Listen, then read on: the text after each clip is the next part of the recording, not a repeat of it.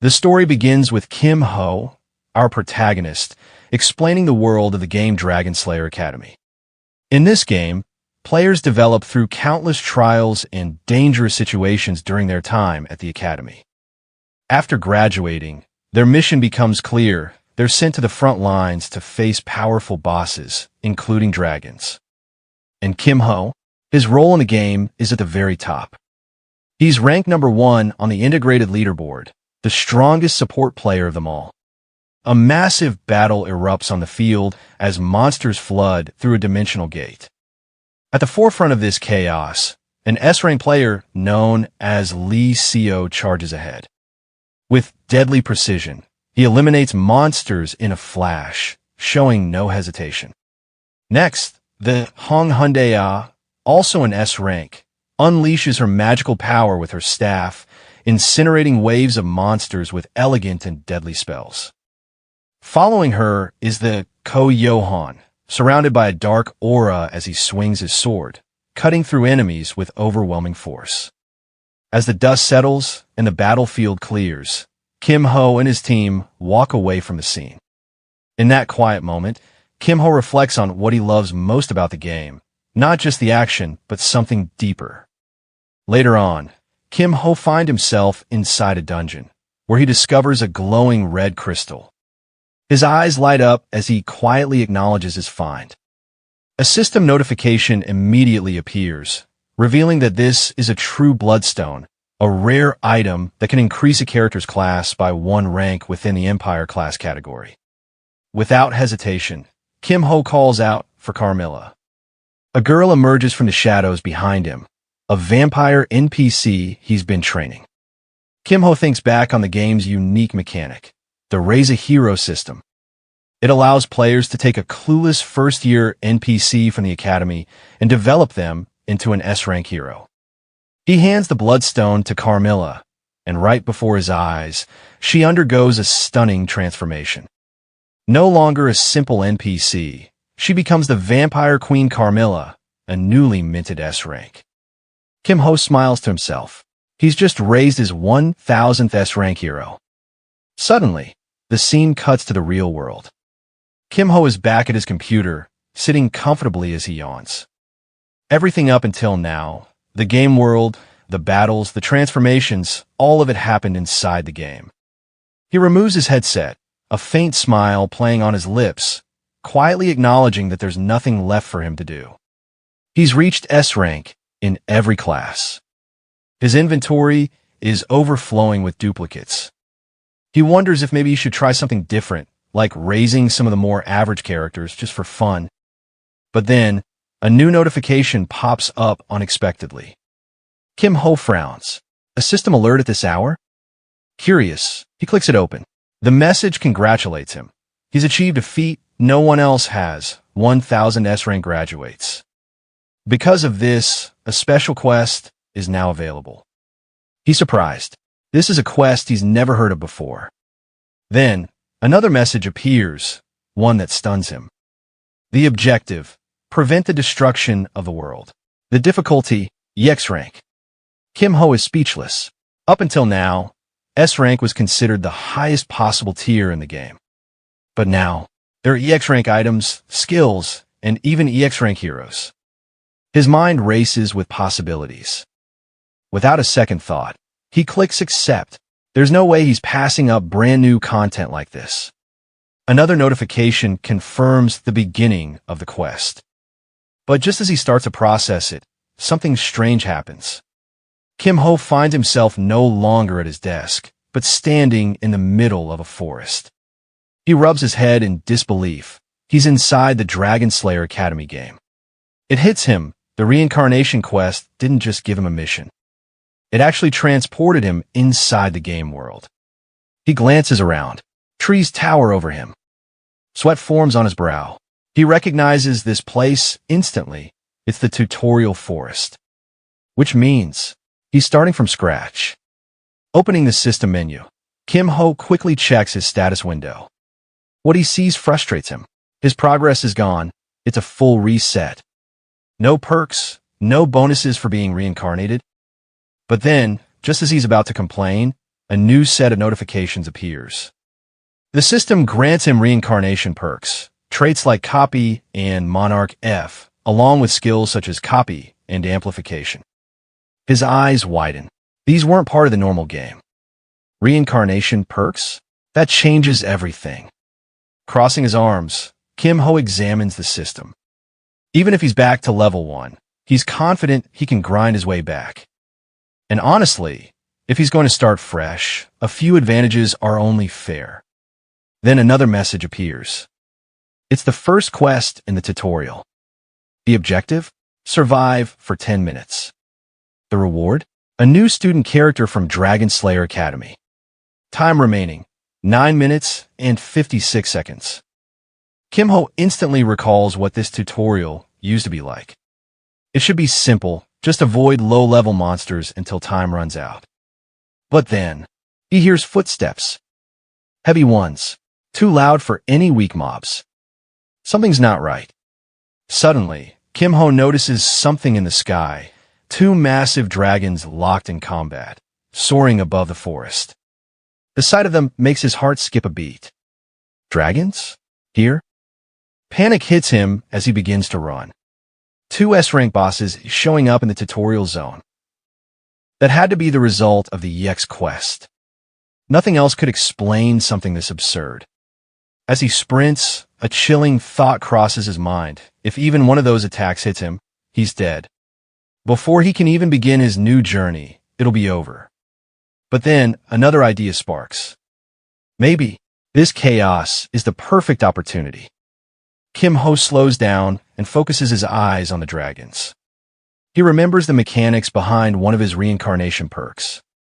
To copy a skill or trait, he needs to witness it activate with his own eyes, and he must correctly identify the target's name and rank. For him, though, that's the easy part. Suddenly, an enormous explosion rocks the forest, the dragons clashing mid-air. Right then, a system notification flashes before Kim Ho's eyes. He successfully registered a new target trait. Elemental resistance has been copied and saved into his slot. Sweat trickles down his face, but he's smiling now. That worked. He didn't expect to score an S-rank ability so early. Another notification pops up, explaining what the trait does. Elemental resistance greatly reduces all elemental damage. Testing his new power, Kim Ho lightly lifts some nearby leaves. He muses to himself. It would have been great to get a skill too, but without a mana engine, he wouldn't be able to use it yet. Still, getting an S-rank trait this early? That alone was a solid win. Just then, he notices something strange. The wind. It's blowing the leaves backward. That's not normal. Something was building. He glances back toward the dragons. Both of them are charging up a devastating attack. His heart drops. It's a breath attack. The dragon's strongest move. Even with elemental resistance, this was too much. He turns and runs with everything he's got, knowing that getting caught at this distance might actually kill him. Before he can even escape fully, the dragons unleash their devastating breath attacks. But just as the energy surges toward him, the system intervenes. A notification appears right in time. The first tutorial is complete. The reward list scrolls by Dragon Slayer Academy uniform, a student ID, and a train ticket. Immediately, another notification follows. Tutorial 2 has begun. The objective is simple: board the train to Dragon Slayer Academy.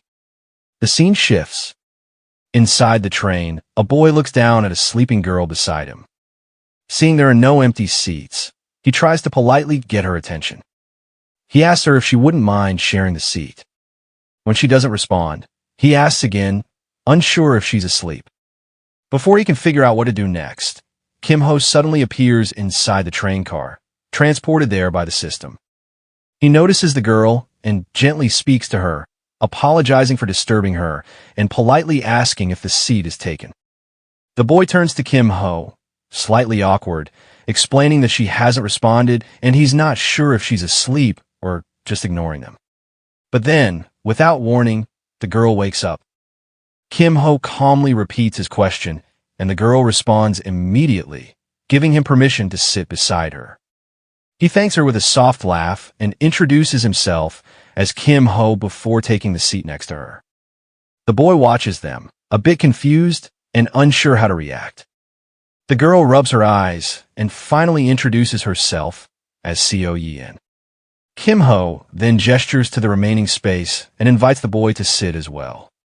He reassures him it's fine. The boy lights up with excitement at the offer and quickly introduces himself, Go Hyun-woo.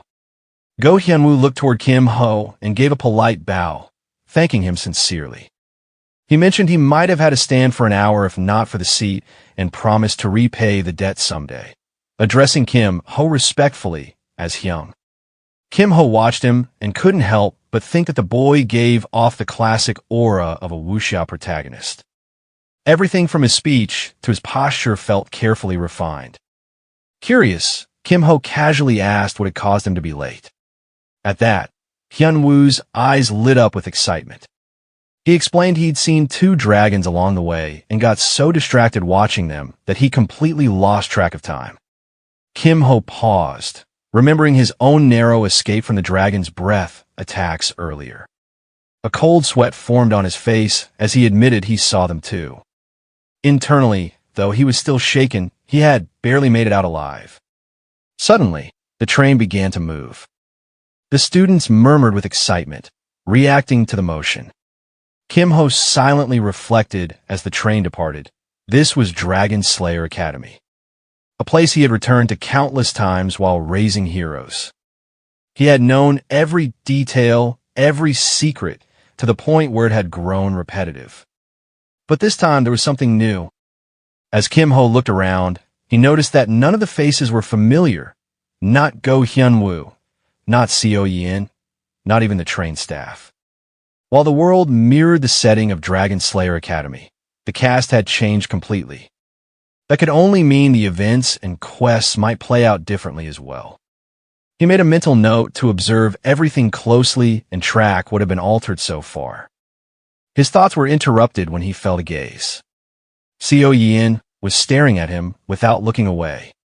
Kim Ho noticed it right away and found it a little unnerving. What he didn't know, though, was that Seo Yin possessed a special ability. Her eyes could analyze and convert everything she saw into measurable data. When she glanced at the boy sitting across from her earlier, his status screen appeared normal, completely average. But when she looked at Kim Ho, what she saw was unclassifiable. His status screen displayed nothing but question marks. That alone made her think this guy was different. Special, even. She could count on one hand the number of times she'd seen a screen like that. Just then, Kim Ho noticed her staring and, a bit uneasy, asked her directly why she kept looking at him like that. Seo Yin paused for a moment, remembering advice someone had given her before she left for the academy. If someone catches your interest, try being nice to them. Holding on to that memory, she reached into her bag, pulled out a small packet of cookies, and offered one to Kim Ho. Surprised, he accepted it with an awkward thank you and asked if she made them herself. She confirmed it with a nod. Kim Ho took a bite. The taste was just okay. Nothing remarkable, but a kind gesture nonetheless. A moment later, Kim Ho turned to Go Hyun-woo and brought up something he'd been curious about. He asked if the wrapped object beside him was a longsword. Hyun-woo smiled and replied confidently that Kim Ho had a good eye. He explained that it was a sacred relic of his martial sect, though unfortunately, he wasn't yet qualified to break its seal, so it remained wrapped up for now. Until then, he wielded a regular iron sword, which he considered a trusty companion. Despite that, he claimed he hadn't met a worthy opponent yet. Kim Ho chuckled at that and teased lightly, suggesting maybe something sturdier would be better suited. Suddenly, the door to the compartment swung open with energy, and a cheerful voice rang out. A blonde-haired boy stepped in loudly and greeted everyone, asking if he could hang out there for a while. Without hesitation, Go Hyun-woo welcomed him warmly and told him to feel free to stay. The new boy laughed and thanked them for the hospitality, saying he'd just hang around for a bit. But Kim Ho immediately picked up on something strange. The guy had been loud, but there were no audible footsteps. That alone made Kim Ho suspect who, or rather what, he might be dealing with. Turning to the boy with a sharp look, Kim Ho pointed out that he didn't seem like he came just to sit. He asked directly what his real business was. Hearing the words from our protagonist, the blonde boy let out an awkward laugh, wiping sweat from his face as if he'd been caught red-handed. Trying to play it off, he quickly pulled out a card and held it up with excitement, as if presenting an official ID. The card read, Dragon Slayer Academy Errand Service. We'll find you anything for the right price. He claimed they were just passing through to promote their business. Curious, the protagonist asked if they really could find anything. With confidence, the yellow-haired boy confirmed, absolutely anything. But then, with a more serious tone, the protagonist followed up with a pointed question, even if it meant bending or breaking some school rules. Still riding the wave of enthusiasm, the boy didn't hesitate. Yes, he said, just give the word. Our protagonist glanced down at the card he had just received. He then asked if the boy was currently being chased because of one of those jobs. The question caught the boy off guard. At first, he answered instinctively, of course not, then stopped mid-sentence, realizing what he'd just admitted. With a nervous expression, he peered out the nearby window, obviously scanning for someone, and chuckled nervously, realizing he'd been far too obvious. The protagonist, observing all this, noted that the boy's constant glances out the window and his anxious behavior had made it easy to figure out something was wrong.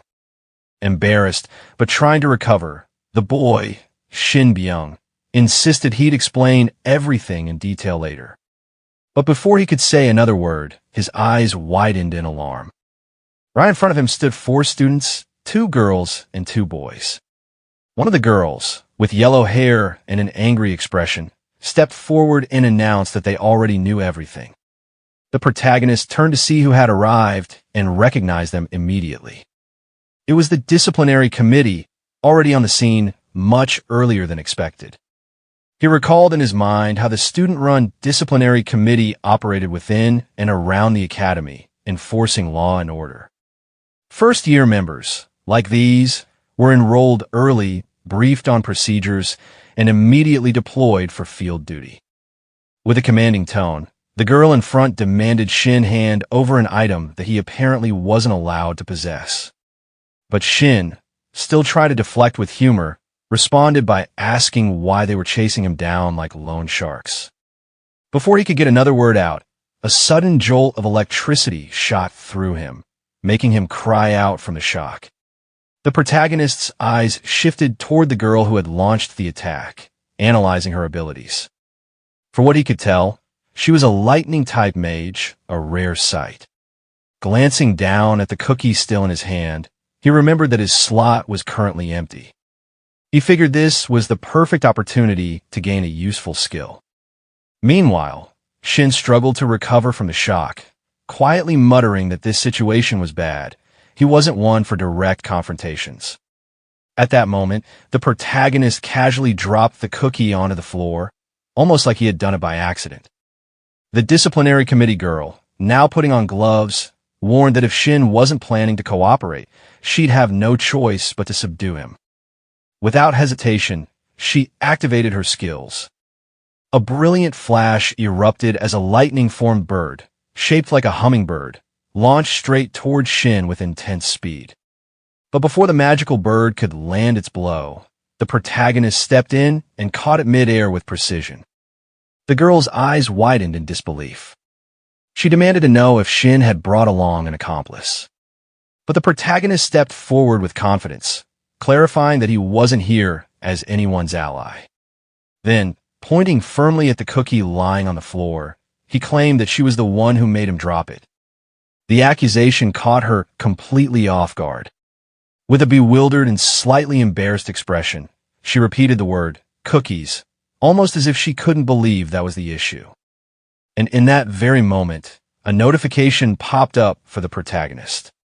He had successfully acquired a lightning attribute magic skill, Hummingbird. Kim Ho doubled down on his earlier complaint, pointing out that she really did make him drop his cookie. Anyone would be annoyed if their snack got ruined like that, he argued. The disciplinary committee's long-haired boy scoffed, calling it a pathetic excuse to start a fight and warning Kim Ho to step aside unless he wanted to get burned. Go Hyun-woo, unwilling to let things escalate against his new companions, put a hand near his sword and told them to be careful. If weapons were drawn, he wouldn't stay out of it. Tension thickened in the train car.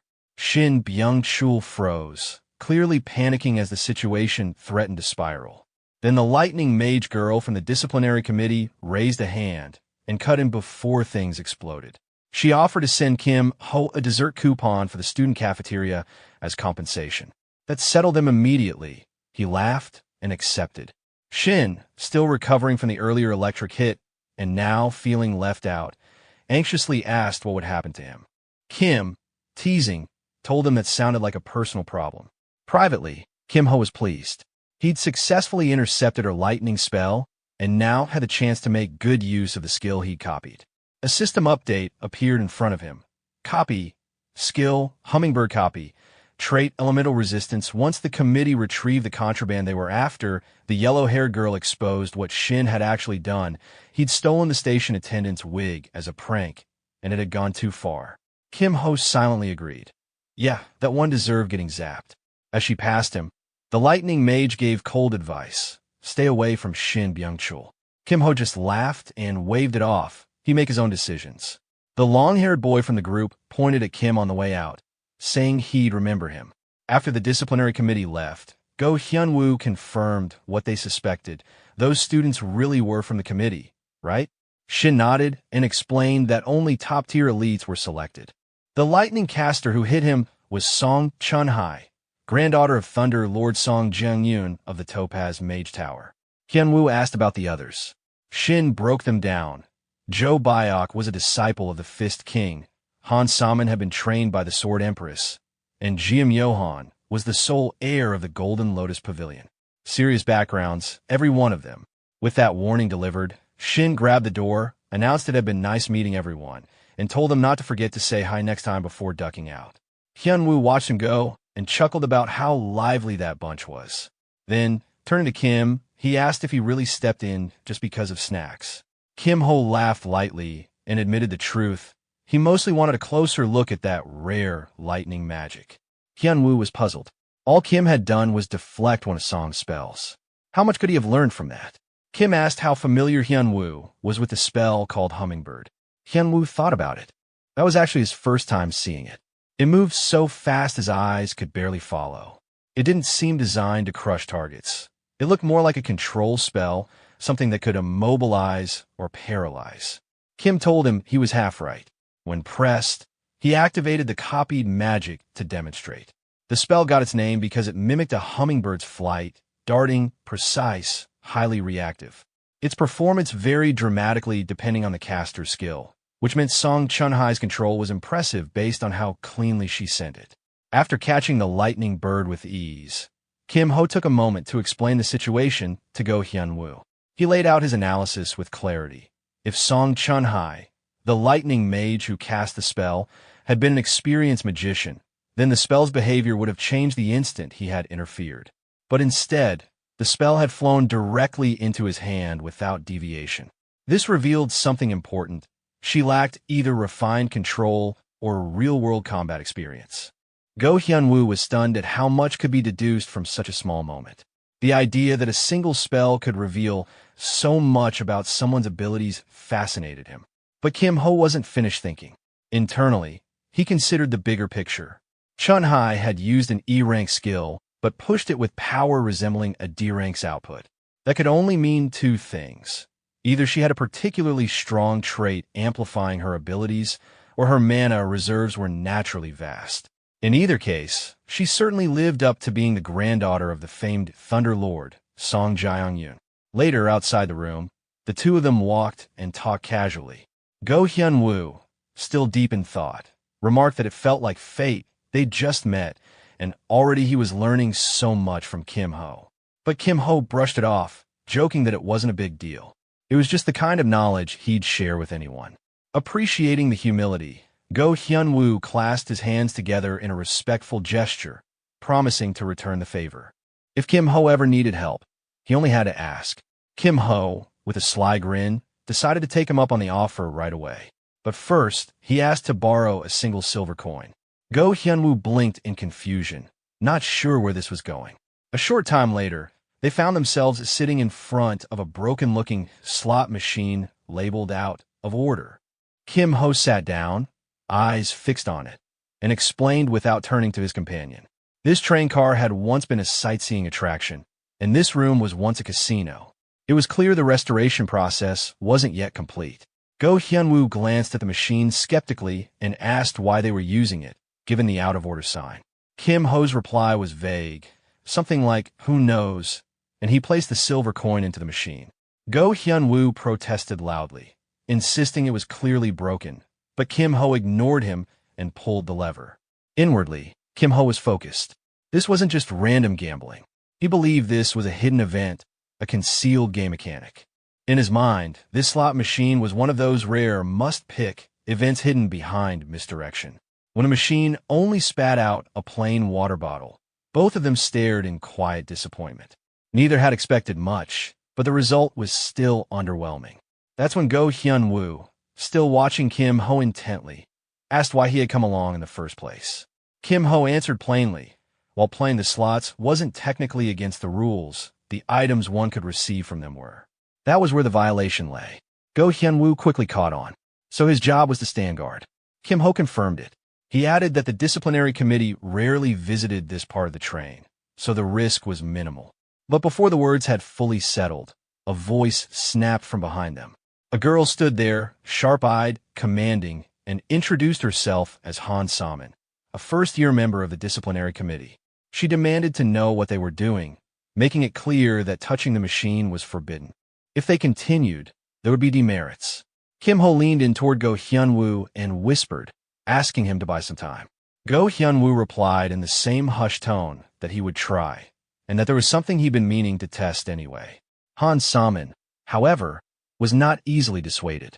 She raised a finger toward them and warned that helping another student break the rules would also earn demerits. Go Hyunwoo didn't hesitate. Bowing with respect, he took full responsibility, saying this was his decision and his alone. Annoyed, Han Saman scoffed at his boldness. But before she could say more, Go Hyunwoo drew his sword. He recalled that Han Saman had trained under the legendary Sword Empress and politely requested a duel. Intrigued, Han Saman asked his name, to which he responded with confidence, Go Hyunwoo. She smiled, perhaps out of pride, perhaps out of challenge, and instantly launched herself into the fight. Her first strike came fast and hard. Go Hyunwoo managed to hold out, then retaliated, momentarily pushing her back. But she quickly returned with a burst of mana, slashing at him with greater force. Kim Ho observed the fight carefully. He could tell Go Hyunwoo was struggling. The difference in internal energy was evident. His friend's core was still lacking, not quite on par with an elite. But Kim Ho wasn't ready to give up on him just yet. He wanted to see more. Activating one of his own skills, Kim Ho cast Amplify. A notification popped up. Go Hyunwoo's core rank had been temporarily boosted from E to C. His body was now glowing with a faint blue light, empowered by magic. A new countdown appeared. Duration, 58 seconds cooldown. 59 minutes and 58 seconds. Kim Ho gave quiet encouragement. Just hold out for one more minute. Go Hyunwoo responded with resolve. The duel turned more balanced as he fought with renewed strength, pushing back with each second that ticked down.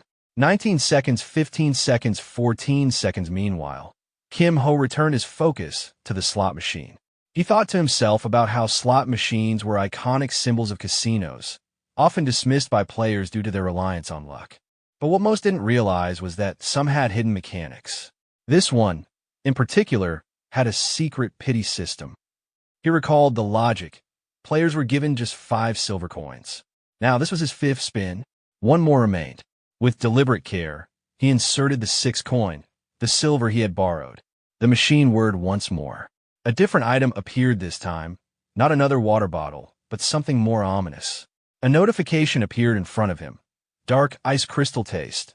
Bitter cold used with extreme caution warning. You could die. Kim Ho stared at it, eyes calm and calculating. He had hit the jackpot. Kim Ho, Holding the vial, Kim Ho didn't hesitate. He had what he came for. Just as Han Saman prepared to turn her attention to Kim Ho and attack, Shin stepped in to block the blow, his weapon shattering from the impact. He stood firm, insisting the fight wasn't over yet. Meanwhile, the timer on Amplify ran out. Without waiting for the duel's result, Kim Ho consumed the contents of the dark vial. Pain hit him instantly. He grabbed his throat, the cold flooding through his body. Notifications flashed, frozen status effect applied, then removed and applied again, repeatedly. Go Hyun cried out in alarm, fearing the worst. Han Saman panicked too, warning that the vial was dangerous and could easily kill a student. But moments later, Kim Ho stood, breathing normally, and calmly said he was fine. Both of them stared at him in disbelief.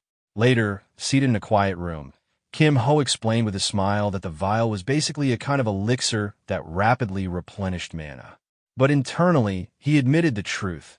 Dark Ice Crystal was a deadly substance, normally fatal even in small doses. Any normal person would have frozen solid. But thanks to his S-rank trait, elemental resistance, he was immune to the extreme cold. The residual cold still caused minor alerts, but the dangerous energy now coursed harmlessly through his body, empowering him. Go Hyun, now a bit more relaxed, asked whether Han Saman believed Kim Ho's explanation. Kim Ho brushed it off, implying that she probably didn't, but let it go anyway. Go Hyun laughed, grateful for the experience, noting that sparring with someone like Han Saman was worth it. Kim Ho chuckled and acknowledged the help, saying he also owed Go Hyun a silver. Curious, Go Hyun asked if he could see Kim Ho's skill again sometime. Though Kim Ho responded with a warm smile, he internally noted that the skill had a cooldown and limited uses. It wasn't something he could show often. He couldn't reveal everything just yet. Accepting that, Go Hyun nodded with a good-natured grin. Just then, Co Yin, who had been asleep nearby, stirred awake. Kim Ho paid no mind. Instead, he assured Go Hyun that this wouldn't be the last time. They'd have more chances to fight and learn together.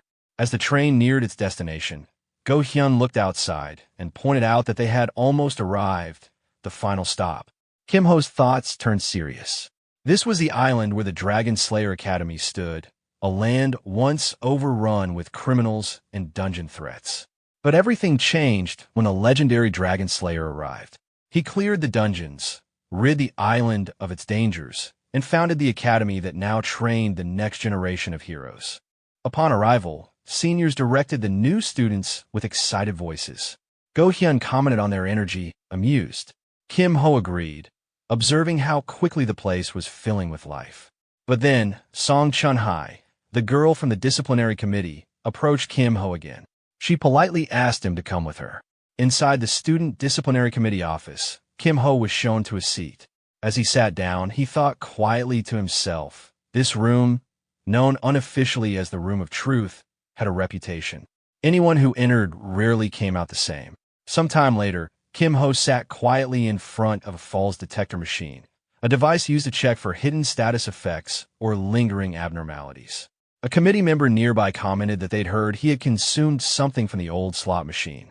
Yet, the scanner revealed nothing unusual. Everything looked perfectly normal. Kim Ho, watching the results, silently acknowledged to himself that it made sense. The frozen status he had endured earlier had already worn off completely. Just then, one of the student inspectors, calm but observant, looked at Kim Ho with slight suspicion. He remarked that, apparently, it hadn't been a forbidden item after all. Still, he had something to say. He laughed faintly, but the undertone was threatening. His words made it clear. It didn't matter whether Kim Ho had known the rules. Ignoring the orders of the Student Discipline Committee was a punishable offense on its own. This was Oh Si-hoon, a third-year student and the head of Dragon Slayer Academy's Discipline Committee. Yet, despite the breach, he chose to be lenient. No harm had come to anyone, and since this was Kim Ho's first violation, he declared that he would let it go, this time. But he warned him not to show up in the committee's office again. Kim Ho bowed respectfully, addressing him with proper honorifics and accepting the outcome. Si-hoon, showing politeness in return, wished him a good semester. Kim Ho responded casually as he exited the room. Once the door closed behind him, Si-hoon turned to the yellow-haired girl beside him, Chun-hai. Noticing the displeasure in her expression, he remarked that she didn't seem happy with how it turned out. He admitted that the more he thought about the situation, the more suspicious it felt. He broke it down logically. If the goal hadn't been to obtain a forbidden item, there was no reason for Kim Ho to have used that malfunctioning slot machine, and even less reason to ingest the result immediately afterward. Chun-hai, clearly frustrated, expressed her belief that Kim Ho had acquired an illegal skill. If they used the Academy's magical identification tool, they might uncover something unusual in his skill list. Sipping coffee, noted it was a possibility, but raised a valid question. What if nothing showed up? If even the revealed nothing, what would they do then? Si-hoon, now serious, lowered his cup and emphasized the risk. If a deeper search turned up empty, then the implications were far more concerning. Chun-hai hesitated. She had been eager, but now saw the complexity. She apologized, admitting she had acted carelessly. Si-hoon rose from his seat and gently reassured her that he understood her concerns, but reminded her that things like this required time and patience. As he walked toward the door, he smiled lightly and urged her to get going, reminding her that she would be late for the entrance ceremony if she didn't hurry. The scene shifted to the entrance ceremony. The atmosphere buzzed with excitement. Kim Ho stood among the new students, and his friend Go-hyun cheerfully waved him over, offering a seat nearby. Grateful, Kim Ho accepted with a polite nod. At that moment, a new system notification appeared before him. You attended the entrance ceremony on time. Reward: E-rank weapon selection ticket, 5 silver. Reading it, Kim Ho couldn't help but smile to himself. Even an E-rank weapon was better than nothing, and, amusingly, he had just earned back the money he'd spent on the slot machine. Suddenly, a new presence appeared in front of the gathered freshmen. A man in a tracksuit, accompanied by his assistant, walked up to the podium. The crowd immediately recognized him. This was the principal. Some students whispered in disbelief. The man didn't look particularly impressive, but despite his casual appearance, he carried a heavy legacy. He was once the leader of the famed Dragon Slayer team. By tradition, the principal of Dragon Slayer Academy was always a retired frontline hero, one of the most elite individuals in the world. Only one person at a time could hold the title of, even among the countless S-rank warriors. Ordinary in appearance or not, he was a man of immense, unmatched power. Still, the students couldn't resist gossiping. Rumors circulated that the Saintess had rejected his romantic advances not once, but 5 times. The man finally reached the microphone. With a calm voice and authoritative tone, he welcomed the new students and congratulated them on being accepted into the academy. He began his formal speech, recounting the history and purpose of the institution. Dragon Slayer Academy had been founded long ago, with the clear mission of preparing for battle against dragons, and of training those worthy of the title Dragon Slayer.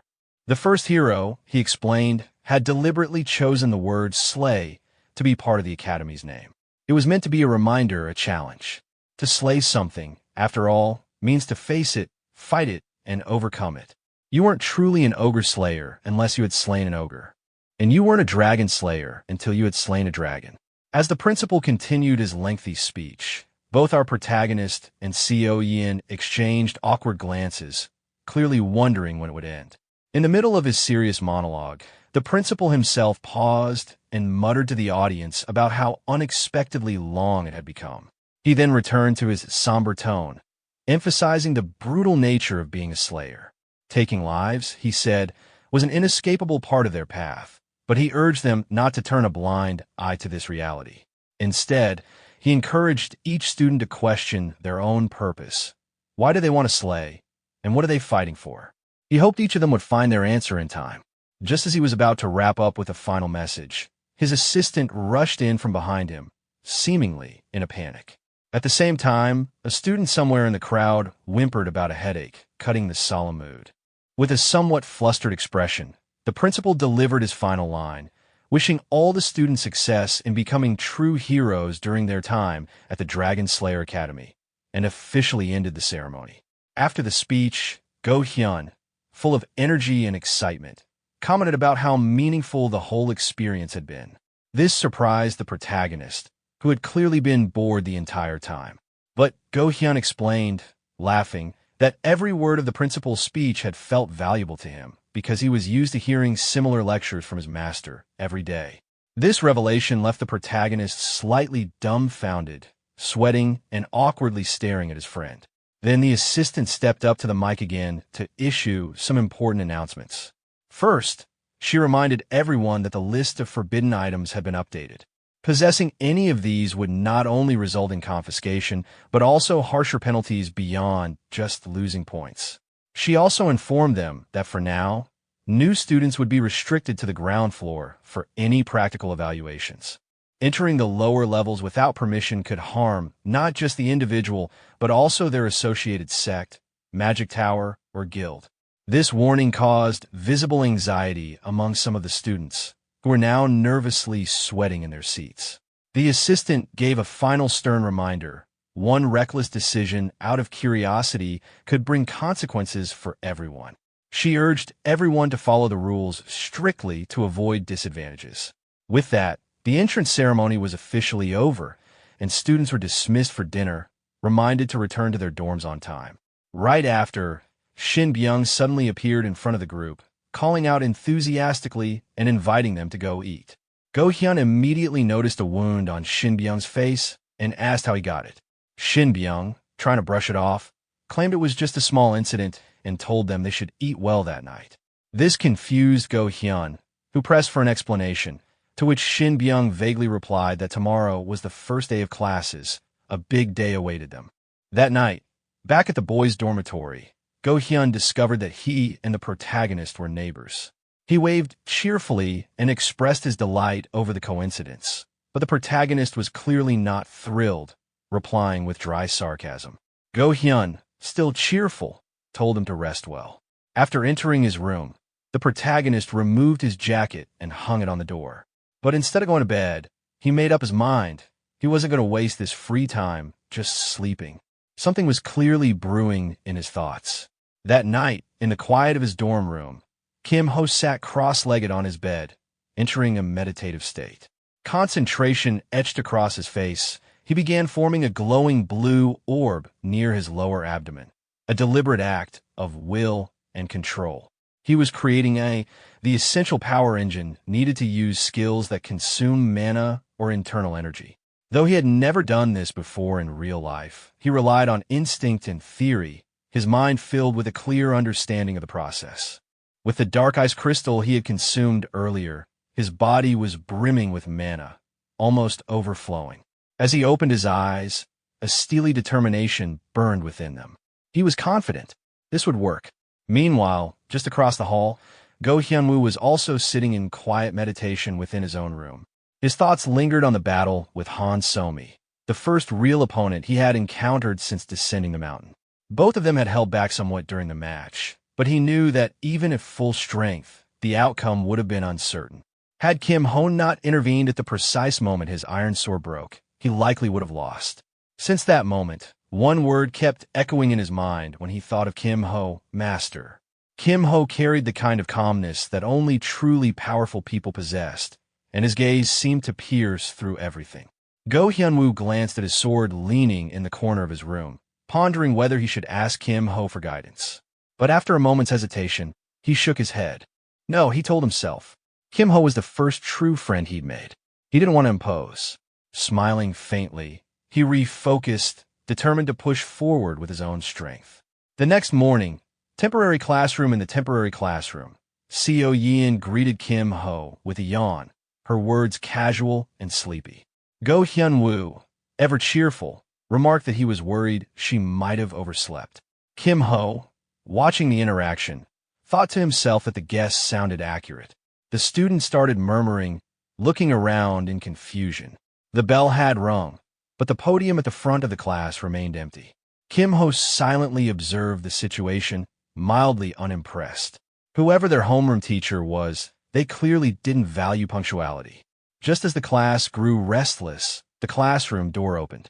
A man entered, radiating a sharp, intimidating presence that silenced the room immediately. The students stared, taken aback. He scanned the classroom with a piercing glare before introducing himself bluntly. Lee Soo-dok, their homeroom teacher. To test the students, he pointed to one and demanded to know his nickname. Nervously, the student stammered out a few options until finally blurting the correct one. The human butcher. Kim Ho processed the name silently. In a world filled with superhumans who had surpassed the boundaries of ordinary strength, there were those who strayed, villains who used their power selfishly and cruelly. Lee Soo-dok was a man tasked with hunting and executing such criminals. His nickname, while grim, was well-earned. It reflected a career in which he'd killed far more villains than he had spared. Now standing before the class, Lee Soo-dok made it clear. He hadn't been thrilled about becoming a teacher. But the principal had asked, and he was a professional. He didn't take any assignment lightly, and this would be no exception. His intensity hung heavy in the air. The message was clear. He would not tolerate failure. The students could feel it too. Some averted their eyes. Lee Soo-dok began writing on the board and continued with the course outline. Grading would be tough. Written exams would account for 30% of their final grade. Attitude and behavior made up another 10%, points that could be lost with poor discipline and could even drag down other grades. That part, he warned, would be under his strict watch.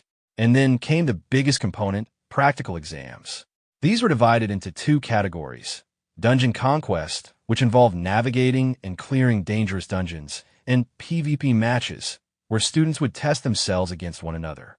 Each would make up 30% of the final grade, and all scores would be graded on a curve, meaning it wasn't enough to be good. You had to be better than the person beside you. When no one raised questions, Lee Soo-dok issued his final command. They were to head straight to the arena. In the arena, two students clashed in the ring, spells and strikes echoing through the air as the atmosphere pulsed with tension and anticipation. Among the spectators, Shin Byung's eyes lit up as he leaned over the railing with giddy enthusiasm. This was the moment he had been waiting for, the placement exam. 4 first years at Dragon Slayer Academy. This wasn't just another test. It was the event that would shape reputations, rankings, and futures. Beside him, Go Hyun-woo watched with wide eyes, recalling what Shin Byung had hinted at the previous day. Now it made sense. This was the grand-scale event he had spoken about, and it was even more intense than expected. The match structure was explained to the crowd as the next round prepared. In order to expose students to various combat situations, the Academy frequently altered the rules for PvP matches. This time, the format was a brutal setup where duels continued until one combatant's HP hit 0. They became completely incapacitated, or they clearly surrendered. To prevent matches from dragging indefinitely, a 5-minute time limit had been imposed. If no winner emerged by then, the match would be decided as a draw or left to the judge's discretion. Shin Byung was practically bouncing where he stood. He called out that each participant would face 3 random opponents from the first year, and points would be awarded based on victories. His energy made it clear he relished this challenge. Curious, Go Hyun-woo turned to Kim Ho and asked what happened in the event of a draw or a loss.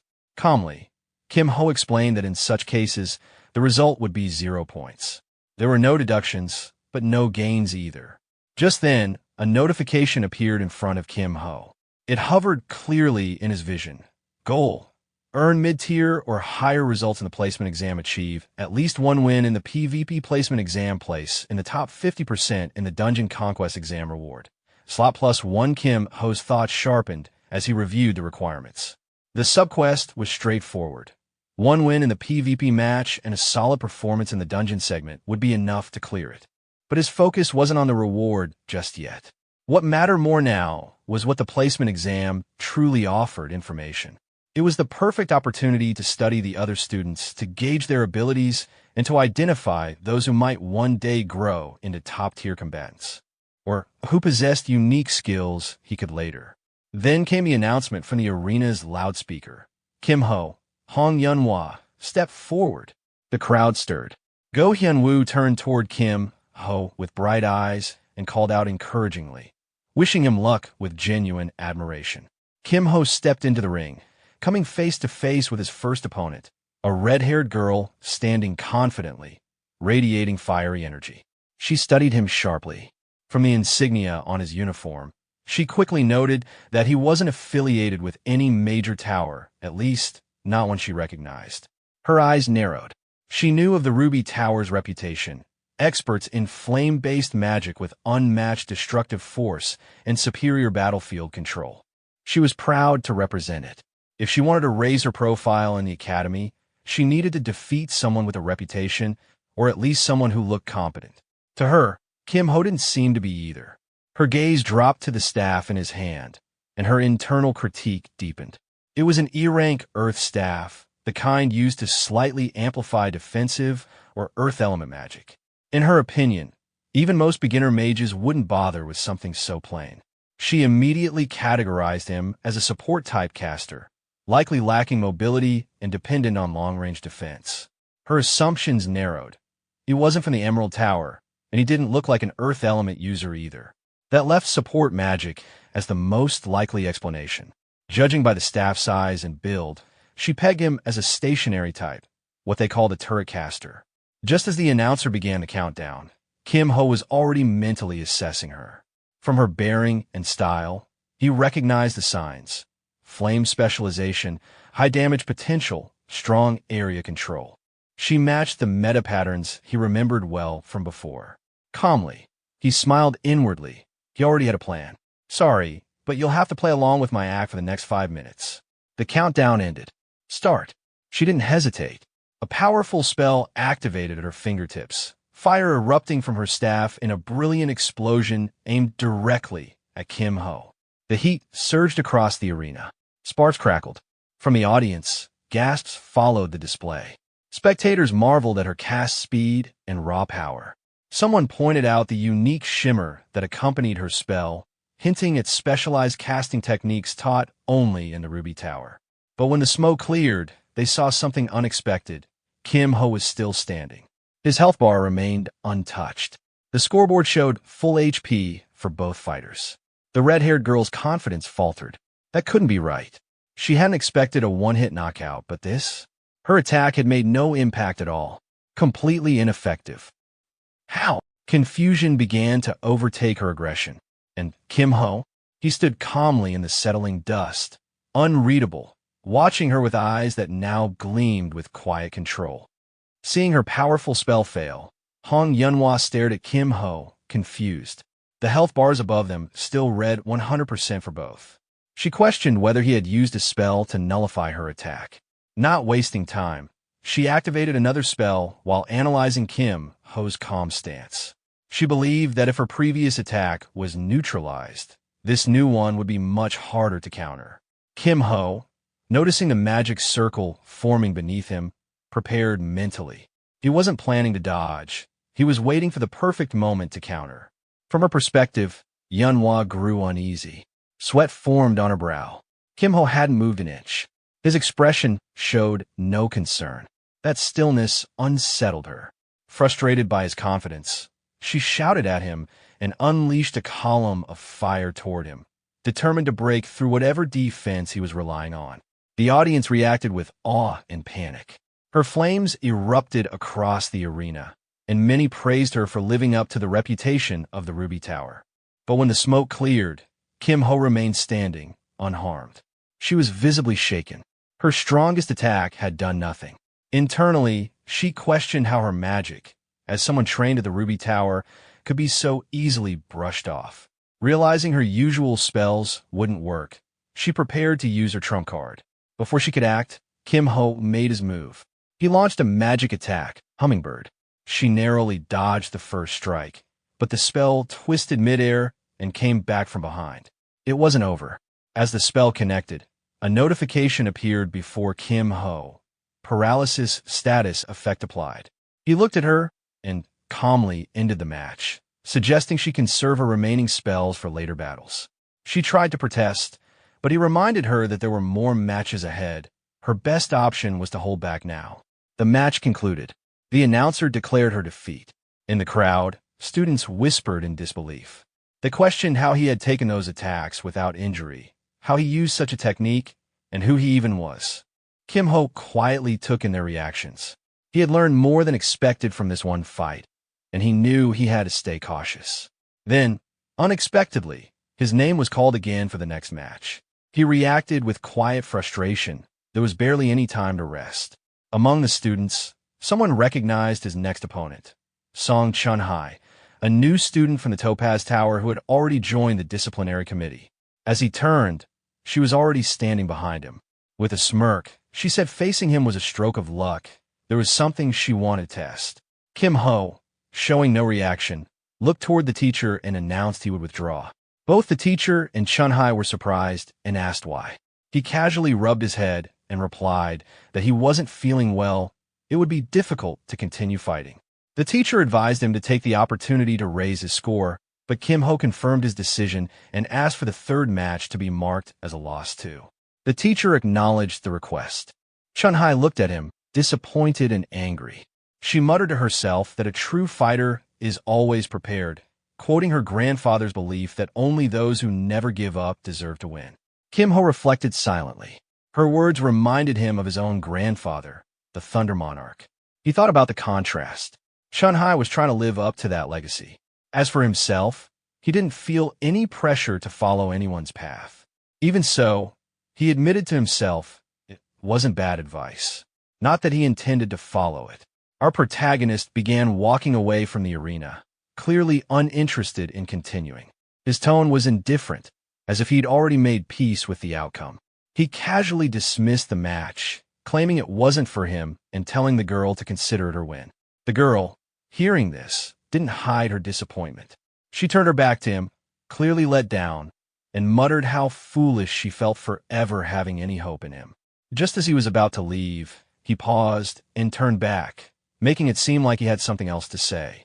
Curious, the girl asked what it was. With a slight smile, he made a cheeky request, asking her to send him a dessert coupon, saying he'd be waiting. That pushed her over the edge, and she clenched her teeth in frustration. Meanwhile, the announcer moved on to the next match, calling out the names, Song Chun-hai and Yang Ji-hong. A red-haired boy, armed with a spear, seemed eager for the challenge. Confidently, he declared that since his opponent was from the Topaz Tower, he expected a worthy fight. But the girl didn't even acknowledge him. Trying to get her attention, he asked if she was ready, only to be cut off mid-sentence. Before the announcer could even fully say start, she struck instantly with lightning, overwhelming him in a single move. The scoreboard confirmed the result, Song Chun-hai 100%, Yang Ji-hong 0%. Watching from the stands, Shin Byung, sitting next to our protagonist, looked shocked. He commented on how badly the boy seemed to be burned. Our protagonist acknowledged it with a calm remark. Shin Byung, realizing how things could have gone, mentioned it was probably a smart move to have forfeited earlier. The protagonist simply agreed. After the match, the girl turned back to the stands and glared at our protagonist with burning eyes. Shin Byung caught the look and nudged our protagonist, noting the intensity of her presence. He confidently stated she must be the Thunder Monarch's granddaughter, pointing out her flashy performance. Our protagonist kept his eyes on her from the stands, satisfied. It was exactly what he wanted. But in the background, whispers began to spread among the students. They mocked him for forfeiting, assuming he'd chicken out because he didn't want to face someone as powerful as Song Chun-hai. Some even questioned his previous win, calling it pure luck and labeling him a coward. Yet instead of being bothered, he smiled. Their gossip didn't hurt him. It validated his plan. The reputation of being a coward who got lucky against the Ruby Tower was just what he wanted. Then, the announcer called the next match for Song Chun-hai again. Shin Byung, still glued to the arena, turned to our protagonist and remarked that the next match was already starting. He wondered aloud who would be unfortunate enough to face her this time. We see Seo Yin standing confidently in the arena, holding a pair of guns in her hands, clearly ready for combat. Nearby, Shin Byung, without even turning to look at the protagonist, starts sweating as he reacts in surprise to what he's seeing. He didn't expect Seo Yin to be a gunner. It completely caught him off guard. The protagonist also admits he just learned that as well, finding the situation more intriguing now. Shin Byung quickly recalls that gunners typically have an advantage when fighting mages. With that in mind, he starts to wonder if Seo Yin might actually win this match against Song Chun-hai. But the protagonist, staying calm, reminds him they can't be sure yet and need to wait and see how things play out. Still, Shin Byung is optimistic. He believes if Seo Yin just sticks to the basics, there's not much chance she'll lose. The protagonist, feeling a bit more competitive, playfully suggests placing a bet on the match, 5 silver coins. Shin Byung immediately agrees with a big smile, sealing the deal. The scoreboard lights up, showing Song Chun Hye versus Seo Yin. 100%, 100%. Both fighters prepare themselves. As soon as the announcer gives the signal, Seo Yin launches her first attack, firing her gun. But Song Chun Hye calmly blocks the bullets with a web-like shield formed by her mana, effortlessly neutralizing the attack. Shin Byung, caught off guard, reacts with alarm, surprised that the bullets were blocked so easily. Meanwhile, the protagonist expected this outcome. He starts analyzing the fight internally, concluding that Song Chun Hye has significantly more mana at her disposal. Even an E-rank tool like the Hummingbird seems to gain D-rank power in her hands. Seo Yin doesn't back down and attacks again. In response, Chun Hye sends out her Hummingbird, and a fierce exchange begins. The two clash repeatedly, but eventually, one of the Hummingbirds manages to hit Seo Yin. The impact causes her to become paralyzed, and she lets out a grunt of pain. Seeing this, Shin Byung panics. He knows if that hit had landed just a little more directly, it might have ended the match right there.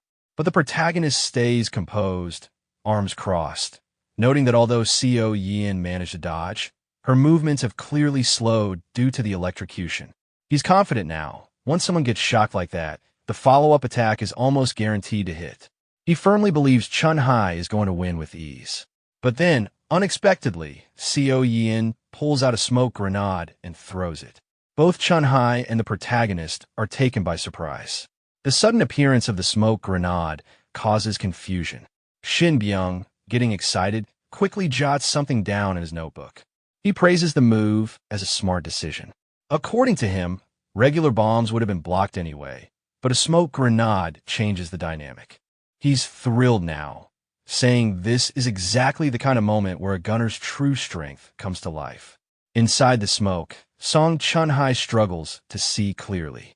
The confusion gives Seo Yin the opening she needs.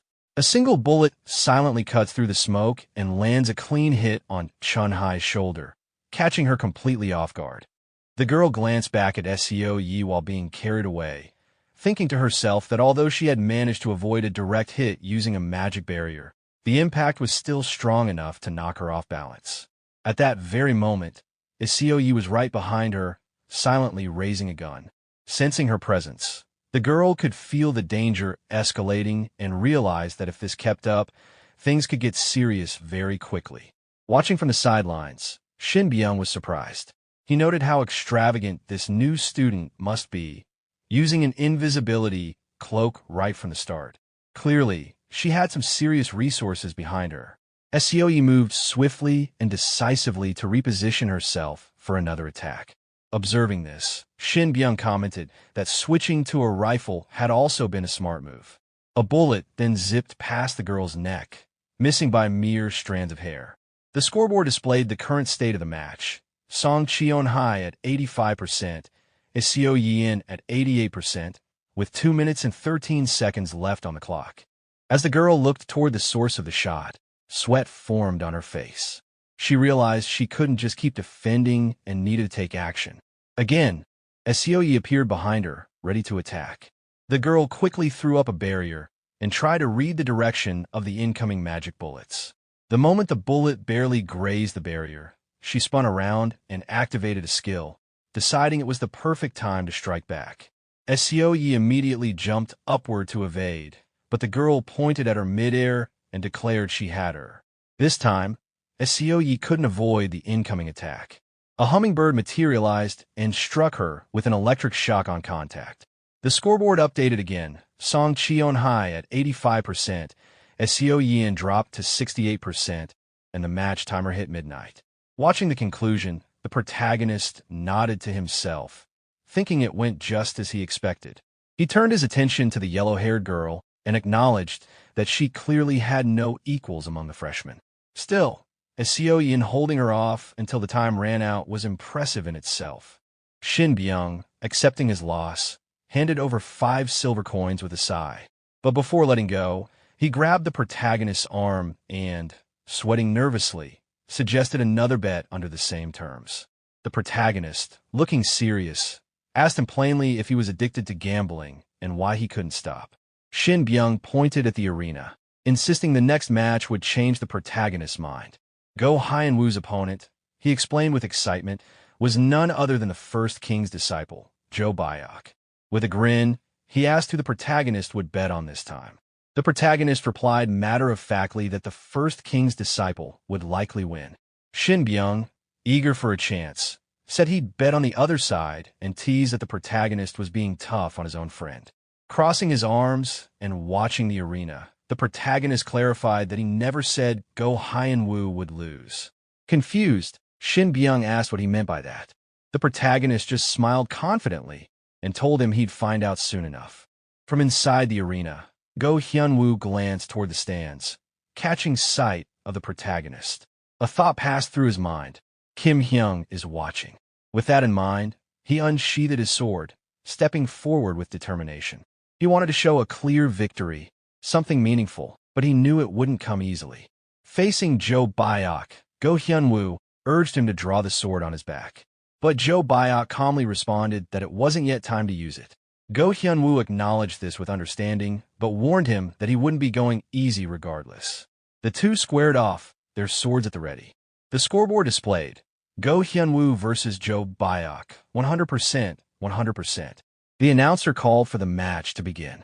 In a blink, Jo Byok launched himself forward and was suddenly right in front of Go Hyun-woo. With smooth precision, he followed up with a palm strike. Go Hyun-woo reacted in time, blocking with both hands on his sword, but the sheer force sent him sliding several meters backward. Go Hyun-woo glanced at his trembling sword and realized that even though he'd managed to reduce the impact, the force behind the strike was overwhelming. Basic attacks won't be enough, he concluded. As Jo Byok came charging again, Go Hyun-woo made up his mind. I'll end this in a single blow with this technique. He activated a refined move, the blue sword technique. The two closed in once more, clashing with all they had. Their powers met in a brief but intense moment of force. The result, Go Hyun-woo's sword shattered from the impact. Without facing his opponent directly, he quietly admitted defeat, saying he could no longer continue. At the same time, a wound opened on Jo Byok's shoulder. He acknowledged it calmly and said he'd look forward to their next match. With that, the match ended, and the two fighters disappeared from the arena. Watching from above, the protagonist thought to himself. As expected, the iron sword couldn't withstand it. He recalled seeing Go Hyun-woo's swordsmanship on the train earlier and had briefly hoped otherwise. But reality affirmed what he suspected. Go Hyun-woo treated severing swords like disposable tools. Beside him, Shin Byung held his head in disbelief. Sweating nervously, he asked how the protagonist had predicted the outcome so accurately. In response, the protagonist quietly grabbed his shoulder and lightly scolded him for talking too much. Then, with a smile, he held out his hand, requesting the agreed-upon 5 silver coins. Shin Byung, flustered, admitted he didn't have the money. But the protagonist calmly offered an alternative. He didn't necessarily need cash. Shin Byung asked with a bit of hope what he could offer instead. The protagonist simply pointed to his notebook and told him he could pay with information. Just then, the announcer's voice echoed. The raid placement exam will continue after lunch. Everyone, gather at the dungeon building, and don't be late. All right, dismissed. Sometime later, the two sat on a grass field outside, eating lunch. The air was calm, and Shin Byung took a bite of his sandwich before looking over at the protagonist. Who will win at the end? He asked casually. Without missing a beat, the protagonist replied, let's talk after you finish eating. Shin Byung chuckled and then leaned forward. Sorry. So what information do you need? With a curious but thoughtful look, the protagonist replied, just tell me about the promising talents from the 4 great factions. Shin Byung, grinning playfully, replied, well, all right. I'm overflowing with top-tier information. Then, turning a bit more serious, he began explaining, to your information, the 4 great factions at Dragon Slayer Academy, besides official groups like the Disciplinary Committee, are major powerhouses. He listed them one by one. Miram Alliance Guild, Union Magic Tower Society, Knight Order, among them, if we're talking about the real promising talents. He started going through his notebook. Grandson of the Sword Saint, Moyong Hyeonsong, Miram Alliance. Moyong Jun, also Miram Alliance. Hong Yunhua, the likely next head of the Ruby Magic Tower Society. Park Nari, the druid who walks around with a cat on her shoulder, Guild Union. And one more, someone who doesn't stand out because he's hiding his skills, Lee Song-hyun, the son of the Swordmaster, Night Order. Finishing his list, Shin Byung tapped his notebook and said, "Well, these are about the only ones to call uniquely strong." The protagonist simply responded, "They are definitely a stacked lineup." Shin then looked up again and asked, "Hey, by the way, where did Hyenwoo go?" But then he paused, suddenly feeling something in his pocket. His face changed. "All right, the club presentation," he exclaimed in panic. "I completely forgot." He jumped up, waving as he ran off. "I have to go first."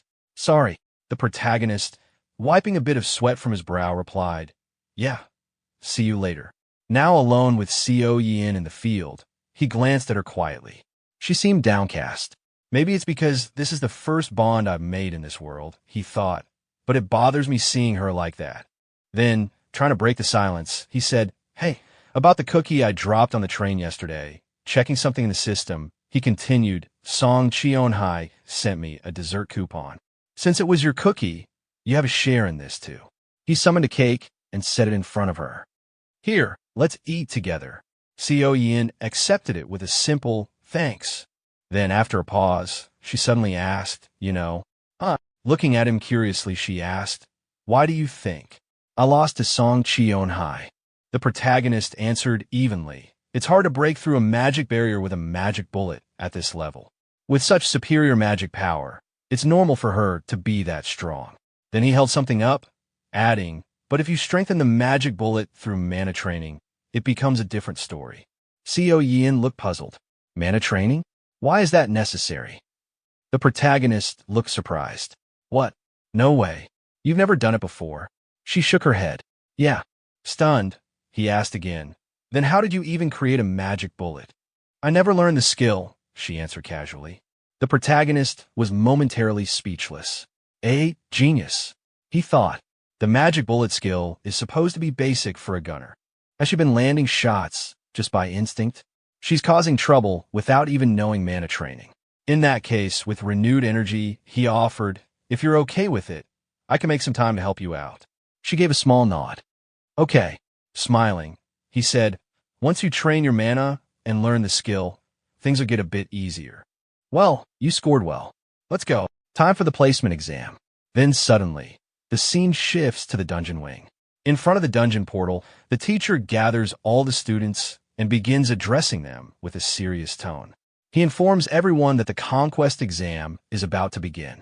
The exam will take place inside the dungeon portal behind him, and it will follow 2 specific rules. As he speaks, a panel appears displaying the first rule. Students will earn points based on the number of monsters they defeat within a 10-minute time limit. The more monsters they defeat, and the higher their quality, the more points they will get. The second rule is that it's a rank-locked zone. Everyone's abilities will be equalized to F rank. This includes their equipment, skills, and traits. The teacher emphasizes that even their score will be locked at F rank, meaning they'll have to put in real effort to climb out of it. He warns them not to get sloppy with mana usage. Poor management could cost them the entire exam. After giving the instructions, the teacher starts calling students one by one to enter the dungeon. A bit later, as some students begin to return from their turns, the teacher watches their exhausted faces and weak performance. Disappointed, he quietly scoffs at their complaints, finding them pathetic. Internally, he notes how terrible their results are and struggles to believe how low the standard is. Out of all the participants, only 2 students manage to stand out. Han Somi, who earns 928 points and ranks first, and Choi Jong-pil, who manages to hit the top 20%. Even with those 2 performing well, the teacher already feels the headache coming on. He knows it's going to be tough figuring out how to train the rest. He then awkwardly announces the next 2 students, Co Yin and Kim Ho. As they walk toward the gate, our protagonist calmly advises Co Yin to use a rifle for the test. He suggests that if she starts struggling with mana control, She should focus on headshots when monsters get close. She nods quietly in acknowledgement, taking his advice seriously. From the side, a yellow-haired girl from the disciplinary committee observes them. Seeing how calmly and confidently the protagonist is offering advice, she's surprised. In her thoughts, she questions how someone who doesn't even show a glimmer of nervousness is able to act so composed.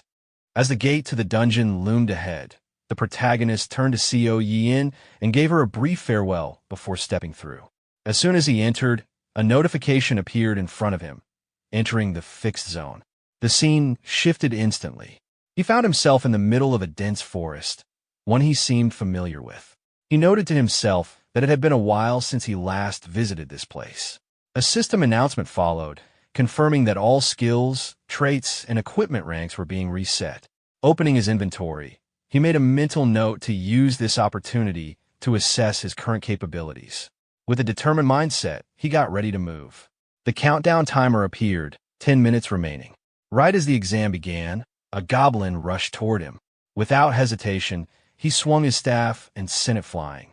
He recalled how monster spawns in Mist Forest were random, but certain patterns still remained predictable. Based on where the goblin had appeared, he recognized the situation immediately. It was Pattern C. Using that knowledge, he anticipated the next monster's location. He retrieved a dagger, targeted a weak spot, and struck one clean hit, and the monster was defeated. Realizing the staff wouldn't be necessary, he stored it away and noted how weapons were scattered throughout the area, easy to borrow from the monsters themselves. New enemies appeared. This time, he focused on increasing his score. With 7 minutes and 2 seconds remaining, he sensed 2 trolls behind a wall. While preparing, he remembered not to save the run's replay. Without even looking, he threw his axe toward the trolls, eliminating them with precision. He then quickly deleted the playback data to avoid unnecessary attention. Satisfied, he reviewed his current score. 683 points in just 3 minutes. More than enough. He had already cleared the subquest requirements. A notification appeared, confirming his progress. Placement exam ranked in the top 50% reward. Plus 1 skill slot. Clicking the panel, he decided he'd done enough. Pushing further might only draw suspicion. It was time to wrap it up. As he exited the gate, Seo Yin was just returning from her own trial. He greeted her, casually asking how it went. She admitted it was difficult, but he noted that her score didn't seem too bad. Unbeknownst to them, the teacher nearby had been observing. He remembered this student, Kim Ho, as the one who forfeited during PvP. Dismissing him as weak, he expected another poor showing. Until he checked the scoreboard. He was stunned. Kim Ho had reached mid-high tier rankings in such a short time, an unheard of result. Sweat forming on his brow, the teacher made a silent decision. He would need to keep an eye on this one. Calling out the next participant, he shouted for Go Hyun-woo. As Hyun-woo approached the gate, Kim Ho gave him a calm warning to be careful. Hyun-woo nodded, saying he would return. Kim Ho then turned his attention to the leaderboard. At the top stood Lee Sung-hyun, 951 points, first Han Somi, 928 points, second Moyong-jun, 903 points, third. Recognizing the names, he reflected. Moyong-jun, the Sword Saint's grandson, was known for his talent. If those were the standards, Hyun-woo might still be in the running. Then, unexpectedly, the board updated again. Lee Sung-hyun, 951 points, second Han Somi, 928 points, third Moyong-jun, 903 points, fourth. Someone had taken first place. And Kim Ho wasn't surprised. When Go Hyun-woo finally stepped out of the gate, the students around them murmured in shock and curiosity. Many recognized him from an earlier match. Astonished by his score, they questioned how 1,000 points was even possible. Kim Ho, however, simply smiled and praised him. Hyun-woo, grateful, attributed his success to the rest Kim Ho allowed him after the PvP round. Still smiling, Kim Ho replied lightly, hinting that maybe he was reading a little too much into it. And at the same time, 2 people were arguing nearby, and one of them scoffed, saying, what's with that guy? Even the coward is pushing into high ranks now. The other one replied, right? He even forfeited the PvP exam. Hearing that, Go Hyun glanced toward them angrily, but our protagonist stopped him and said, forget it. Just ignore them. Go Hyun, sweating slightly, looked at him and said, "But really, Kim Hyung." But our protagonist just winked at him and said, "I'm fine. Don't worry." Hearing that, Go Hyun calmed down and nodded. "If that's your decision, Kim Hyung." Then our protagonist looked at the scoreboard and asked, "So, is it over now?" Go Hyun replied, "Not yet. Chun Hai's score hasn't shown up." Our protagonist suddenly turned toward the gate, thinking, so it's not over yet. Inside the gate, the yellow-haired girl from the disciplinary committee was fighting monsters with frustration. She glanced at the goblin and thought, I expected their power to drop, but all it did was slightly slow their movements. That's it. Then she remembered what our protagonist said to Seo Hyun and thought, if mana control gets tough, just go for headshots on anything that gets close. She paused, realizing something, and thought again, I hate to admit it, but what he said earlier popped into my head. With limited mana, there's a cap to wide area. In that case, focus all the mana into a heavy-hitting blow. And just like that, she instantly defeated the monster in the dungeon. When she came out of the gate, her score popped up. Song Chunhai, 571 points, 47%. She glanced slightly toward our protagonist, her face blushing, and thought, TCH, why did it have to be revealed in front of everyone? Didn't even get a good score. But suddenly, the teacher interrupted all the students and said, that completes the placement exam. Step up and don't be late for your classes. Then he walked away and added, that's all. Dismissed. Sometime later in a quiet room, someone inside said, yes, come in. As the teacher entered, the man asked, what brings you here? Placing his hand on the table, the teacher said in a firm tone, I'd like to check the replay from Kim Ho's conquest exam in class 1 to 3. The man, surprised, said, showing interest in a student for once. The teacher responded flatly, doesn't matter. Just show me the replay file. The man panicked a little and said, why yes, sir. Let me look it up. But after checking, he turned and said, Kim Ho's replay isn't saved. It can't be viewed. The teacher asked, then does that mean there's no access record either? The man, still shocked, replied, if it's that, we can check the dungeon access log. And as the teacher looked at the files with a sharp expression, he thought, as I thought, my hunch was right, this guy. He deleted it on purpose. After that, Lee Soo-dok checked Kim Ho's record again on the academy computer. As he studied the data, he realized Kim Ho had deliberately erased something. At the pace Kim Ho was going, he would have easily surpassed 2,000 points in just 10 minutes. The computer display showed his name, the location as Mist Forest, the timestamps 13 hours, 31 minutes, and 2 seconds, and 13 hours, 24 minutes, and 28 seconds, along with 683 points and a 38% completion. Lee Soo-dok stared at the screen again, questioning why Kim Ho was hiding his abilities. He wondered if there was a deeper reason. In his thoughts, he recalled that at Dragon Slayer Academy, enemies were just as common as allies. Servants of the dragon and apostles of the evil god were known threats. And if one of them had infiltrated the academy, the only wise course would be to immediately prepare countermeasures. At that moment, his attendant asked whether they should inform the principal. Lee Soo-dok considered it, but quickly decided otherwise. He told the attendant they should observe a little longer. If any information leaked without solid evidence, Kim Ho would only hide his true power even deeper. He resolved that if Kim Ho truly posed a threat, he would eventually reveal his fangs. For now, Lee Soo-dok would keep watching him closely. Meanwhile, at the Academy's internal cafe at 3:27 p.m., Kim Ho placed his order. At the same time, Go Hyun-woo also ordered the same drink, mentioning that he had just started to get interested in coffee. Seo Yin, who was with them, excused herself to go find a seat. Kim Ho dismissed her remark, saying he and Go Hyun-woo would simply drink it themselves. After collecting their drinks, Kim Ho and Go Hyun-woo sat down together. As Kim Ho raised his glass, he told Hyun-woo to take out the catalog they had received after class earlier. Hyun-woo pulled out the thin booklet, confirming it was the one Kim Ho meant. Looking through it, Hyun-woo admitted that most of its contents were difficult to understand. Kim Ho explained that this was exactly why he had suggested they sit down over coffee, to focus only on the important parts for now. He then instructed Hyun-woo to first take out his student ID. When Hyun-woo looked at it, the card displayed his information. Go Hyun-woo, Year 1, Class 3, with a total of 3,069 points. Go Hyun-woo explained to Kim Ho that there was a new system called points. The number displayed on the student ID represented available points, which functioned as a type of currency within Dragon Slayer Academy. Kim Ho, referring to the guidebook, added that points were mainly earned through dungeon conquests like the one earlier. They could be spent on items or facilities, but there was another important function as well. He reminded Hyun-woo about the message that had appeared just before leaving the dungeon regarding a feature called replay. Hyun-woo, startled by the mention, recalled that he had accepted something without much thought.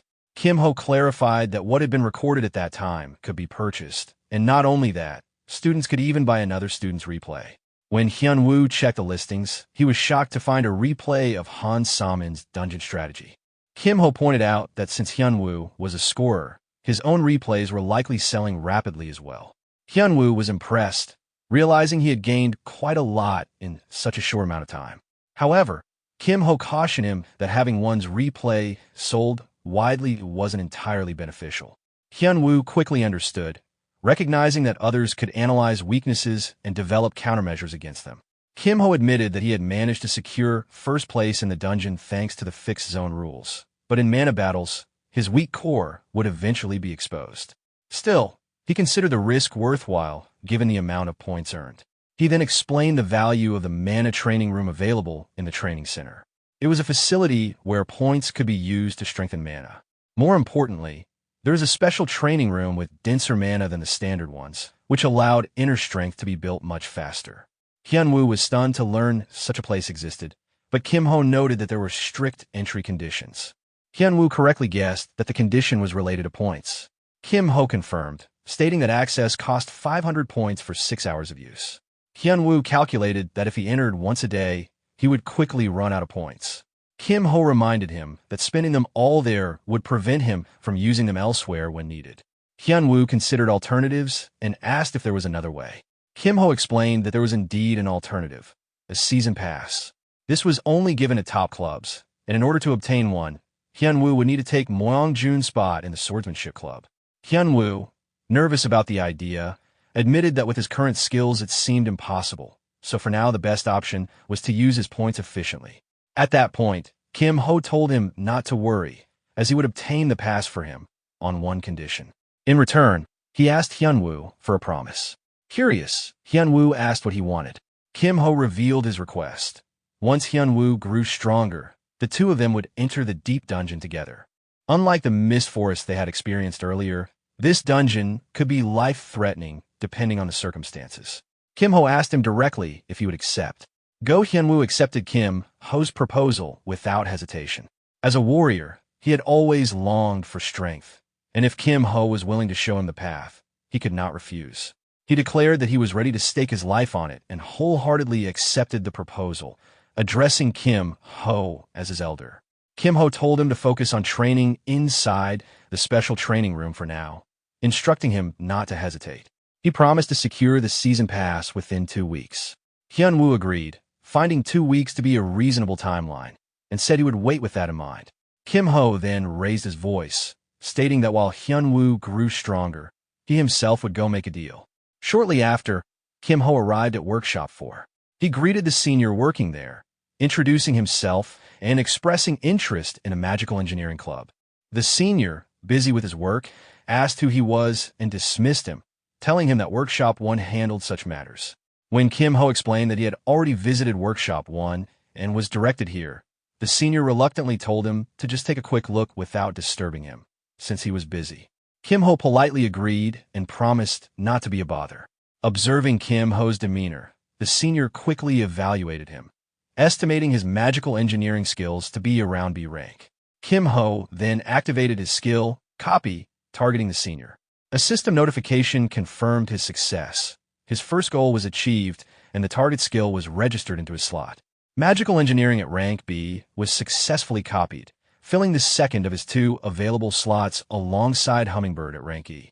With that secured, Kim Ho turned his attention to his next goal within Workshop. Searching around, he eventually found what he was looking for, a 10 by 10 by 10 cube blueprint.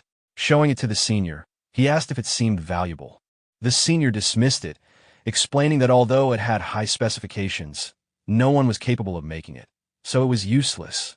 Kim Ho, feigning casual interest, asked if he could have it since it looked interesting, offering to trade instead of taking it for free. He presented a purchase notification, a heat catalyst reagent worth 1,000 points. He suggested exchanging it for the blueprint. The senior considered it. While the reagent wasn't an extraordinary item, in magical engineering, it was always useful to have more of them. Deciding it was worth it, the senior agreed, but warned Kim Ho not to tell anyone. He handed over the blueprint in exchange. Kim Ho thanked him sincerely, while the senior quietly celebrated saving 1,000 points. Kim Ho, however, smirked inwardly. To him, the reagent had been trash, and selling it for 1,000 points was practically a cause for celebration. Still, he questioned whether the blueprint was truly worthless. As he examined it further, a system notification appeared. He had triggered a subquest titled Mysterious Cube. The description explained that he had discovered a highly unusual blueprint in a magical engineering workshop. The quest objective required scoring mid-tier or above in the placement test, and the reward was the unlocking of a follow-up quest. Kim Ho scoffed at the task, thinking the quest was practically trash since no one would go through such hassle. But then he noticed the final reward, an S-rank item called the Cube of Life. For someone like him, who had raised countless S-rank heroes, the prize was more than worthwhile. Later, at the training center's mana training room, Kim Ho reflected on the blueprint. He realized that he could construct the item without even following the entire quest chain. He activated his amplification ability, temporarily boosting his magical engineering rank from B to S for a duration of 59 seconds, with a cooldown of 58 minutes and 58 seconds. With this power active, he began working on the mysterious cube. The system displayed the countdown of his boosted duration as he carefully manipulated the design. As he continued, he calculated that, at his current pace, it would take approximately 3 days to finish the construction. After another round of work on the cube, Kim Ho saw his amplification effect expire. The duration dropped to 0. His magical engineering rank decreased from S back to B, and the cooldown timer showed 58 minutes and 54 seconds remaining. He realized again how tight the 1-minute time frame was.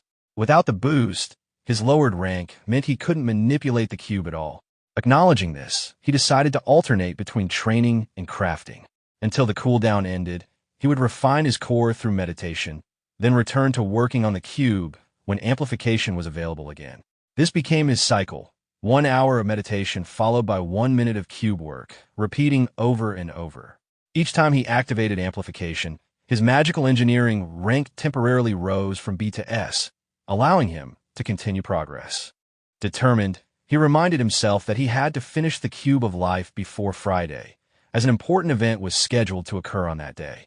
Working through the night, he eventually noticed morning had already arrived. Accepting that, he prepared for the school day. Upon arriving at class, he greeted Co Yin, noting she was there early. She explained she had simply woken up early. He asked if Go Hyunwoo had arrived yet, but before an answer came, Co Yin handed him a pack of cookies. Surprised but appreciative, he thanked her. The dinosaur-shaped cookies caught his attention, and he commented that they were cool. Shortly after, Go Hyunwoo entered the classroom, greeting both Kim Ho and Co Yin. Kim Ho turned and remarked that Hyunwoo was a bit late before asking how the special training room had been. Hyunwoo explained that it was the first time he had felt his inner strength grow so quickly. With just a little more effort, he believed he could break through a wall. Kim Ho was satisfied with this answer and assured him that he would provide the season pass as soon as possible. Hyunwoo expressed his thanks. At that moment, Lee Sudok entered the classroom and called for silence. He instructed everyone to take their seats and then made an announcement. From that day onward, battles would be held in the arena. The time limit for each battle had been increased to 10 minutes, so students would need to manage their movements carefully. Furthermore, all first years were required to complete at least 3 matches that week. Any student who failed to participate would see their score reduced. With that, he ended the announcement. Hearing this, Kim Ho thought to himself that the moment he had been waiting for had finally arrived. He was determined to win his upcoming battles without fail. As he checked the match listings, a system notification appeared before him. A subquest titled Week 1 PvP Matches was issued. The objective was to complete 3 PvP matches, with 0 of 3 currently recorded. The deadline was set until midnight on the final day of the week, and the reward would be scaled depending on the number of victories achieved. Kim Ho felt a surge of excitement as the matches approached. He was certain he would win this time. With determination, he turned to Go Hyunwoo, touched his arm, and urged him to head to the arena immediately. He reasoned that the replays from the first day of matches would sell the most, so this was the perfect time. At that moment, Seo Yin placed her hand on his, saying she had time today and would join. Her words shook Kim Ho, leaving him momentarily caught off guard. The other students nearby overheard her, and whispers spread through the classroom, many questioning if they had just heard the voice of a future champion. Nervously, Kim Ho asked if she meant the magic bullet training they had spoken about earlier, and whether she wanted to do it that day. She confirmed without hesitation. Kim Ho accepted and told her they would meet later, and she agreed. That afternoon, Kim Ho and Go Hyunwoo entered the arena. As they stepped into the stadium, voices from the crowd recognized them. Some students whispered about Kim Ho, recalling that he was the one who had forfeited against Song Chun-hai. Another added mockingly that this must be the coward they had heard of. Outraged, Go Hyunwoo shouted back, demanding to know how they could speak so carelessly in front of the person himself, calling it disgraceful. He then turned to Kim Ho with intensity, showing his support. Kim Ho, however, calmly redirected the conversation. He asked Hyunwoo about his placement test results, mentioning that he had scored 300 points himself. Hyunwoo revealed he had earned the same score. This revelation drew laughter and provocation from the same student, a girl named Yang Jihong, who taunted that having the same score as a so-called coward meant nothing. She claimed that if she hadn't faced Song Chun-hai in her second match, she would have achieved more. Kim Ho recognized the name. He remembered Song Chun-hai as the student who had been struck by lightning and carried off the field. Realizing that Jihong was the one who had suffered that defeat, he pointed it out bluntly. Jihong froze at his words, startled, but insisted that at least their scores matched. Then, stepping forward, she challenged Kim Ho directly, declaring she would show him the wall between them. A system notification appeared, displaying the score matchup: Yang Jihong versus Kim Ho. Both sides 100%. Jihong swore she would finish the battle in a single strike. Kim Ho answered confidently, telling her to end it quickly if she could. The match officially began. Kim Ho immediately taunted her, remarking on how foolish she was for falling for the same trick again. At that instant, a system notification appeared: status effect applied, paralysis. Shocked, Jihong felt her body seize and panicked, wondering what was happening to her. Kim Ho stepped closer, apologizing insincerely, explaining that unlike Song Chun-hai, he would not be able to finish things cleanly. Desperate, Jihong tried to plead, but before she could finish her words, her scream echoed through the arena. A system notification appeared, declaring the result of the match. Yang Jihong had lost, while Kim Ho had won. Yang Jihong, lying on the ground, muttered that she had only been caught off guard. She insisted that if they fought again, she would win. Kim Ho smiled faintly and suggested they try again. The system reset, showing both competitors at full strength. Yang Jihong declared that this time it would not be easy, but once more, she was defeated. The notification confirmed the result: another loss for Yang Jihong, another win for Kim Ho. Kim Ho looked at her with mild disappointment, remarking that she had not improved at all. Frustrated, Yang Jihong swore that she would win the next time, but Kim Ho cut her off, saying he was tired and suggesting they wrap it up for the day. She clicked her tongue in frustration. Internally, Kim Ho reasoned that he still had to complete 3 matches, so he would act as though he did not want to continue. He then offered to teach her if she truly wanted to learn, but only if she paid tuition. Yang Jihong reluctantly agreed, calling him cold-blooded, and handed over a spiritual pill made by her family. Kim Ho accepted it, acknowledging that it wasn't a bad form of payment, but added one more condition: she must not record or speak about their matches. She agreed quickly, reasoning that it would bring her no benefit if word got out anyway. Satisfied, Kim Ho announced that since he had been paid, he would spar with her until she was content. The system once again displayed the results after multiple rounds. Yang Jihong lost repeatedly, while Kim Ho continued to win. Eventually, Kim Ho told her that was enough and praised her for her effort. Yang Jihong stopped him, saying she wanted to apologize. She admitted she had judged him too quickly based on appearances and conceded that he was not a coward. Kim Ho, however, replied that it was better to continue pretending he was one. Yang Jihong seemed puzzled, but accepted his words, realizing there must be a reason behind them. She noted that she couldn't be the only one to suffer and chose not to press the matter further. Afterward, Kim Ho walked over to Go Hyunwoo and asked if he had finished his own match. Go Hyunwoo told Kim Ho that he had already won 2 matches and would finish his third soon, so Kim Ho should go ahead. Kim Ho wished him good luck and left for the Mana training room. Inside, he greeted Co Yin, apologizing for the wait and inviting her to sit. She acknowledged, and he began what he called the first special lecture on magic bullets. Co Yin reacted with interest, and he instructed her to start by forming a basic magic bullet. As he watched, Kim Ho noted to himself that her skill was remarkable, though he still wondered how she had lost to Song Chun-hai with such strong control over mana. Co Yin explained that their lesson would begin with distribution, the idea that each shot should use the proper amount of mana. Kim Ho asked what the second step was, but before she could answer, the system displayed a live match result. Co Yin versus Kwok Ji-cheol, with the scores nearly even, 99% to 98%. On the battlefield, Kwok Ji-cheol thought to himself that he could hide within the environment, believing there was no way she could monitor every hill. But Co Yin's eyes detected the unnatural flow of mana between the hills, exposing his position. Confident in his barrier, Kwok Ji-cheol assumed she could not break through, thinking he had nothing to fear from a gunner who had once failed against Song Chun-hai's shield. Yet moments later, he was caught off guard, exclaiming in shock and frustration. The system confirmed the outcome. Co Yin had won, and Kwok Ji-cheol had lost. That night, Lee Sudok reflected on Co Yin's battles.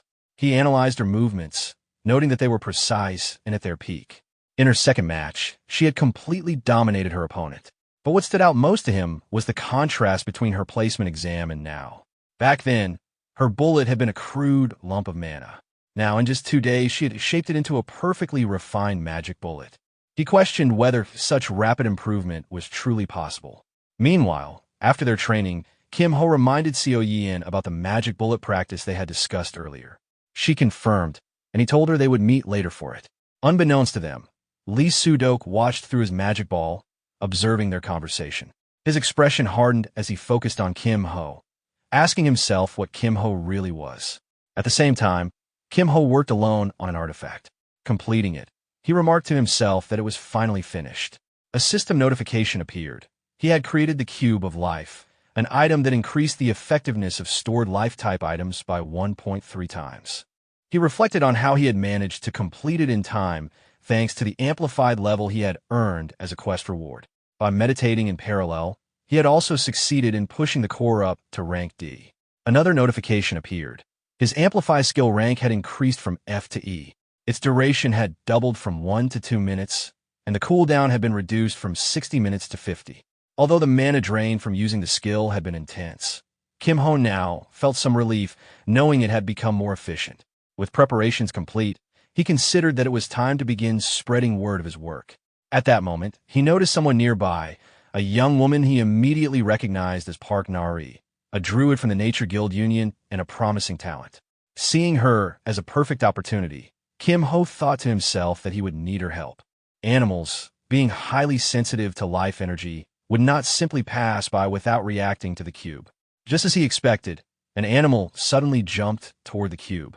Startled, Nari quickly turned and called out in alarm, asking what was wrong with it. Observing her reaction, Kim Ho silently confirmed that his plan was working. Nari, flustered, apologized and tried to pull the animal away, insisting that it leave immediately. Kim Ho noted to himself that, as expected of a druid, she had sensed the life energy radiating from a cube. Teasing her slightly, he asked if she could take the animal away quickly since he was in a rush. Embarrassed, she apologized again, remarking that she didn't understand why the animal was acting so strangely today. After finally pulling it back, Nari smiled politely and asked if Kim Ho was in Class 3. He answered simply that he was. Nari apologized once more, telling Kim Ho to take care before leaving with her animal. Watching her go, Kim Ho thought to himself that this encounter would be enough to spread word of his artifact to the Nature Club, which in turn would help him secure a season pass. With that part handled, he shifted his thoughts toward the main event he had been waiting for. Later, in class, the instructor guided the students through their lesson. She spoke about combat scenarios, instructing them to study the clash between the Goblin Champion and the Swordmaster, directing them to the appropriate page in their texts. While the lecture continued, Kim Ho kept track of the time. With 1 minute left until lunch, he silently counted down the seconds. The teacher concluded the class, leaving 32 seconds. Finally, 0, time for the break. As soon as the bell rang, a brown-haired student stretched in relief, glad class was over, but quickly froze in confusion. Something strange had appeared. He stammered, unsure of what he was seeing, and then the classroom erupted in screams as students shouted in alarm. The boy, panicked, questioned what had just happened. He wondered about the orb that had appeared, asking himself if it had been a barrier. Other students quickly noticed numbers glowing on their foreheads and pointed it out to one another in disbelief. At that moment, the school announced the event. A surprise possession inspection had begun. Known as the Bandwave, it was a special magnetic field designed to detect forbidden items and list them on the official ban list. The inspection specifically targeted students carrying restricted goods. Kim Ho realized the process had already started. From a noise nearby, he recognized the voice of Jo Byok, who was being caught up in the wave. Go Hyun-woo, watching the scene unfold, remarked that it was interesting. Kim Ho, however, was already analyzing the situation. While some students were unaffected from the beginning, one particular boy, the same brown-haired student, was clearly in trouble. The student cursed loudly, panicking over the sudden inspection. Kim Ho approached him and asked if his club president hadn't already warned him about the inspection. The boy admitted he had been told, but claimed he hadn't expected anything this severe. Now frantic, he muttered that he would be in serious trouble if caught with everything he had. Kim Ho offered help, but when the boy hesitated, he told him to forget it. That only made the boy more desperate, begging Kim Ho to save him and swearing he would do anything in return. Kim Ho made him confirm the promise, then told him he owed him one. The boy nervously agreed. Kim Ho instructed him to place any banned items into a container, prioritizing smaller and more valuable ones. The boy hesitated again, asking what would happen to them once placed inside. Kim Ho cut him off, telling him they didn't have time to waste. Whether he trusted him or not was up to him, but the inspectors would arrive any moment. Convinced, the boy hurriedly placed his items inside, addressing Kim Ho respectfully as he did so. Right then, senior students entered the classroom and ordered everyone to freeze. One of them singled out Kim Ho and his companion, demanding to know what they were hiding. Kim Ho stood up and casually replied that they were just taking a break. The senior mocked the excuse, clearly unconvinced. Kim Ho's friend spoke up in his defense, insisting that it was true, he had only been resting. The senior, ignoring the protest, ordered them to hand over their banned items quietly, accusing them of somehow evading the ban wave, but warning that they couldn't hide from it. He explained that the crystal in his possession would expose any cheating. Then, turning his eyes on Kim Ho, he trailed off in disbelief, clearly stunned by what he saw. The crystal inspection showed no reaction. Kim Ho calmly addressed the senior, pointing out that it hadn't responded and asked if he could leave. The senior dismissed him, telling him to return to his seat. As he walked back, Kim Ho reflected on the situation. This was exactly why he had wanted everything finished before Friday, an item capable of bypassing the ban wave. Its true value was immeasurable, and anyone who understood what it was would stop at nothing to obtain it. For him, it was time to put it to use through trade. After the inspection ended, one of his classmates, the boy he had helped earlier, approached him in relief. He thanked Kim Ho earnestly, admitting that without his help, he would have lost all his possessions and possibly faced death or enslavement. Kim Ho reminded him that he would collect payment later and to consider it a debt. The boy promised he wouldn't try to escape the obligation. With that settled, Kim Ho suggested they head to the club room to unlock the forbidden items. His classmate agreed eagerly, adding that the president of his club had been waiting to meet Kim Ho in person. As they walked, the boy explained where they were headed. The club was infamous within Dragon Slayer Academy, dealing in illegal trades of banned items and thriving in chaos. It was the Thieves' Club. They arrived, and the boy called out to his sister with a laugh. She immediately scolded him, striking him as she reminded him that she had told him not to slack off and that this was important. He yelped and begged her to stop. Kim Ho introduced himself politely, addressing her as senior. She introduced herself as Dang Yu-young. The boy then added proudly that she was not only his sister, but also the president of the club. Yu-young got straight to the point. She had already heard about the item from her brother, something that could evade the ban wave. She asked to see it herself. Kim Ho agreed, showing her. When she confirmed it was real, she admitted she hadn't fully believed until that moment. An item that could fool the bandwave was so valuable it almost tempted her to steal it on the spot. Kim-ho warned her that she would be caught immediately if she tried, reminding her that a leader of the Thieves' Club would certainly know about the anti-theft measures built into Magitech artifacts. Surprised, she asked if it truly was Magitech. Then she shifted the conversation, recognizing that Kim-ho must have come with a request. She pointed out that the club was strapped for resources and didn't have much to offer in return. Kim-ho told her it was something she could definitely handle. When she pressed him to say it, he explained that he wanted her to take him to the temporary storage, the holding place where items confiscated by the bandwave were kept before disposal. Normally, verification was done over the weekend, and afterward the items vanished into a hidden location that no one knew. Gi-young studied him carefully, then asked bluntly if he had been sent by the disciplinary committee. Kim-ho denied it, saying he wasn't on good terms with them. He admitted simply that there was something in temporary storage that he needed. She warned him not to expect a free ride. The club had invested significant effort in planning their move. He couldn't just show up and claim part of the reward. Kim-ho countered by pointing out that the storage was guarded by the disciplinary committee. Getting in was difficult enough, but escaping afterward would be even more dangerous. Then he added his proposal, if he could handle the letter for her, that should earn him a place on the job. That made her pause. She considered aloud that if they could load the most important contraband into his cube, they could guarantee it would be smuggled out safely. Kim-ho thought to himself that she wouldn't refuse such an offer. Finally, he asked her directly whether she was in. A little later, all of them stood on a cliff, looking down toward the entrance of the storage room. The leader of the club addressed the group, confirming that everyone had arrived. One of the members asked who the unfamiliar person was, prompting the leader to introduce Kim-ho to the team. She explained that she had added one more person to assist with the operation and instructed everyone to introduce themselves. Another member expressed concern, wondering aloud if it was really wise to bring a rookie on such an important mission.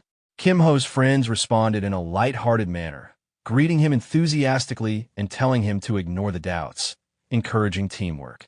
At that moment, one of the members, focused on her device, informed the leader that only 1 minute remained. The leader nodded and assigned tasks. She instructed Davin to handle support from outside, while everyone else was to prepare. Then, turning to Kim-ho, she warned him not to stand out and to be careful. She advised him that once inside, they should prioritize stealing rare and small items first. Without further discussion, she activated her power and ordered everyone to move. The team sprang into action, heading toward the storage room as the leader shouted for them to go. Watching them, Kim-ho observed the skills she used and thought to himself that it was a B-rank ability called Silent Steps. With the life cube now complete, he realized he wouldn't need Magitech items for a while. Kim-ho extended his hand toward the leader in an attempt to copy her ability. A notification appeared before him, confirming that he was using the copy function. It showed that the target skill, Silent Steps, had been successfully copied to his skill slot. The message displayed his current skills, Hummingbird and Silent Steps, along with the description that this ability made his footsteps quick and silent. The scene then shifted to the entrance of the storage room. A guard stood before the door, keeping watch. Suddenly, a butterfly fluttered toward him and perched on his shoulder. He looked at it in surprise, reacting with a shocked expression as he muttered to himself about the butterfly. Suddenly, the butterfly exploded into a burst of dark, shadowy tendrils that spread out from where it had landed. The guard, now even more terrified, stared at the sudden appearance of the tentacles and panicked, struggling to speak but only managing muffled sounds of alarm. The scene then shifted to the 3rd floor of an old building. Kim-ho's friend was running through the hallway, mentally frustrated by how many layers of security spells had been placed throughout the area. At that moment, a boy guarding the corridor noticed him and shouted, demanding to know who was there. Kim-ho's friend responded with annoyance, irritated by the poor timing of being spotted. Seeing the intruder, the guard immediately panicked and activated his powers, shouting that there was an intruder. Before he could finish, 2 other boys appeared and quickly overpowered him, binding him tightly. The guard struggled, making choking sounds, but was left helpless. Without waiting, Kim Ho and his team moved past the tied-up guard. Kim Ho's friend told him that it was better to handle the situation easily, explaining that struggling would only make things worse for everyone involved.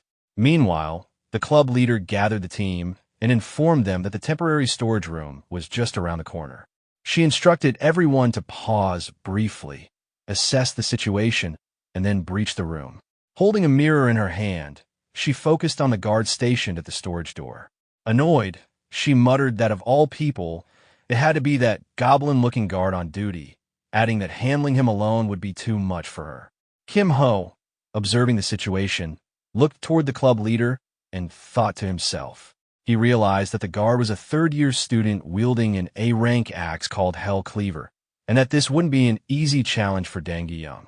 He also noted that his attempt to sneak in quietly might not work, so he decided it would be best to assist in the operation. Suddenly, the protagonist turned toward the club leader and quietly asked if she knew how to use the skill Shadow Dream. The club leader's eyes widened in surprise as she asked how he knew about it. Without hesitation, the protagonist responded that there was no time to explain and asked if she could use it. She admitted that she had only learned the basics and that it was still a C-rank skill. The protagonist, sounding confident, replied that it was perfect and good enough for their needs. At that moment, a notification appeared in front of the protagonist, showing that he was using the Amplify skill, which increased the rank of Shadow Dream from C to A, extending its duration and slightly reducing its cooldown. Feeling something surge through her body, the club leader, sweating, asked how he had done that. The protagonist ignored the question and told her there was no time to explain, urging her to proceed. The club leader, unable to respond, glanced at him with suspicion, wondering who he really was. A second later, she activated Shadow Dream. A swarm of dark butterflies appeared, flying straight toward the axe-wielding guard in front of the storage door. The guard, startled, realized it was a suction-type attack and panicked, swinging his axe and cutting some butterflies, but an explosion suddenly erupted from where he stood. The protagonist and the club leader quickly hid behind a nearby wall. The scene showed the guard being enveloped by numerous black threads formed from Shadow Dream's power.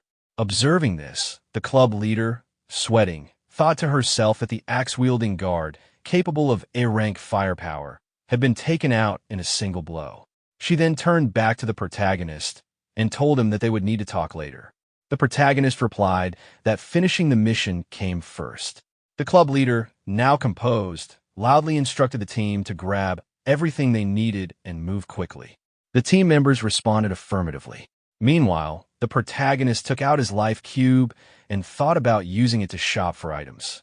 He reminded himself that the banned item list at the academy only restricted items based on their side effects.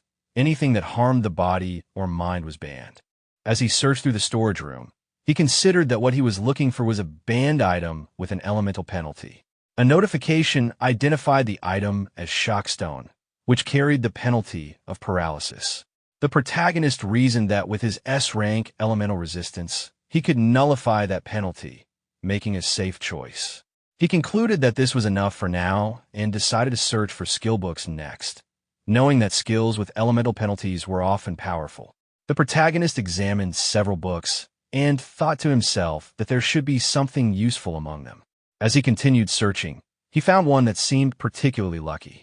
Realizing he didn't have a combat skill yet, he decided it would be wise to learn this skill immediately. Just then, a boy wearing glasses appeared inside the storage room.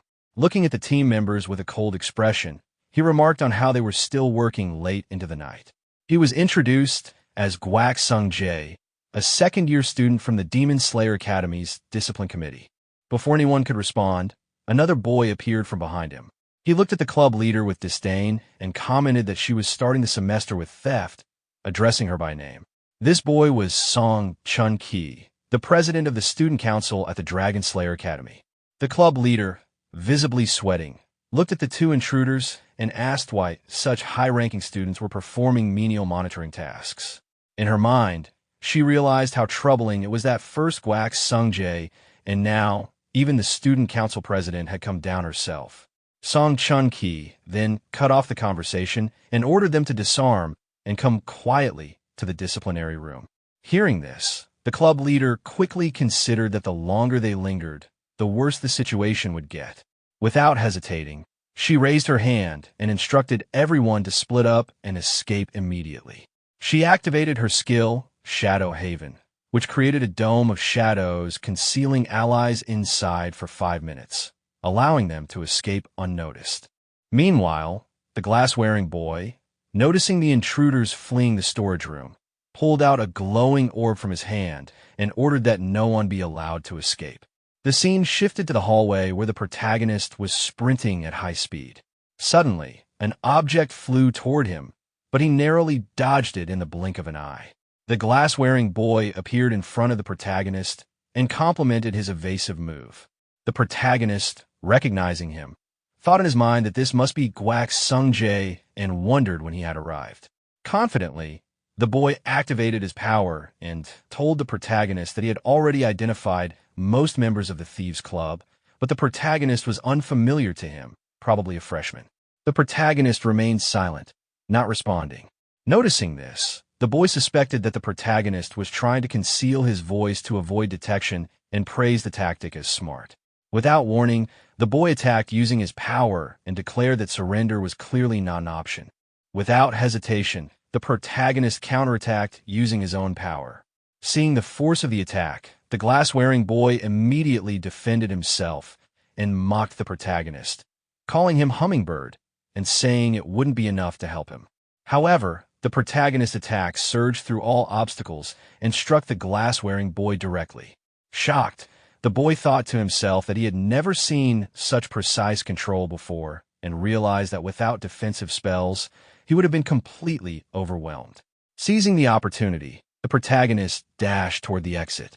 Impressed despite himself, the glass-wearing boy acknowledged that it was impressive for a first-year student. Still, he wasn't ready to give up.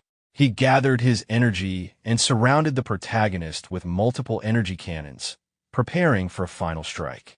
Looking at the protagonist trapped by the energy, he declared that the student wouldn't have another chance and that it was time to finish him off. The glass-wearing boy released the energy from all the cannons at once, focusing on the protagonist's location. Confident in the power of his attack, he thought no one could withstand it. But as the energy hit its target, he suddenly felt an unexpected surge of heat. Out of the explosion, the protagonist reappeared, his hand blazing with fire. The glass-wearing boy, stunned, immediately recognized the technique and wondered aloud if it was the very skill he feared. Seeing the protagonist's fire-covered hand, the glass-wearing boy immediately thought to himself that it had to be a forbidden skill. Only someone reckless or insane would dare to use it. Without wasting a moment, the protagonist formed a fist using his skill and launched a powerful attack called Inferno Fist. The force of a strike sent the boy flying through the air. The protagonist, focusing on his own fist, admitted to himself that controlling it was far more difficult than expected. The power was tricky to manage and demanded careful handling. Looking toward the boy who had been knocked away, the protagonist realized that since the injuries weren't serious, the school wouldn't intervene. However, he knew that higher authorities like the Emerald Magic Tower and the disciplinary committee would definitely take notice. He scratched his head thoughtfully, concluding that they would try to uncover his identity, though he was confident they wouldn't find anything. At that moment, a loud sound came from a distance, and someone called out, pointing toward the noise, saying they had heard the crash from that direction. The protagonist quickly assessed the situation and decided it would be best to escape before he was caught. Soon, a girl and a boy appeared from that direction. The girl, alarmed, addressed the boy as senior and insisted they take him to the infirmary quickly. The scene then shifted to the disciplinary committee's room, known as the Room of Truth. Inside, the club leader sat on a sofa, visibly annoyed, and asked how long they would be kept there. She urged them to simply deduct the points and let them go. A pink-haired boy, approaching the door, responded that his business there was finished and that he was heading out.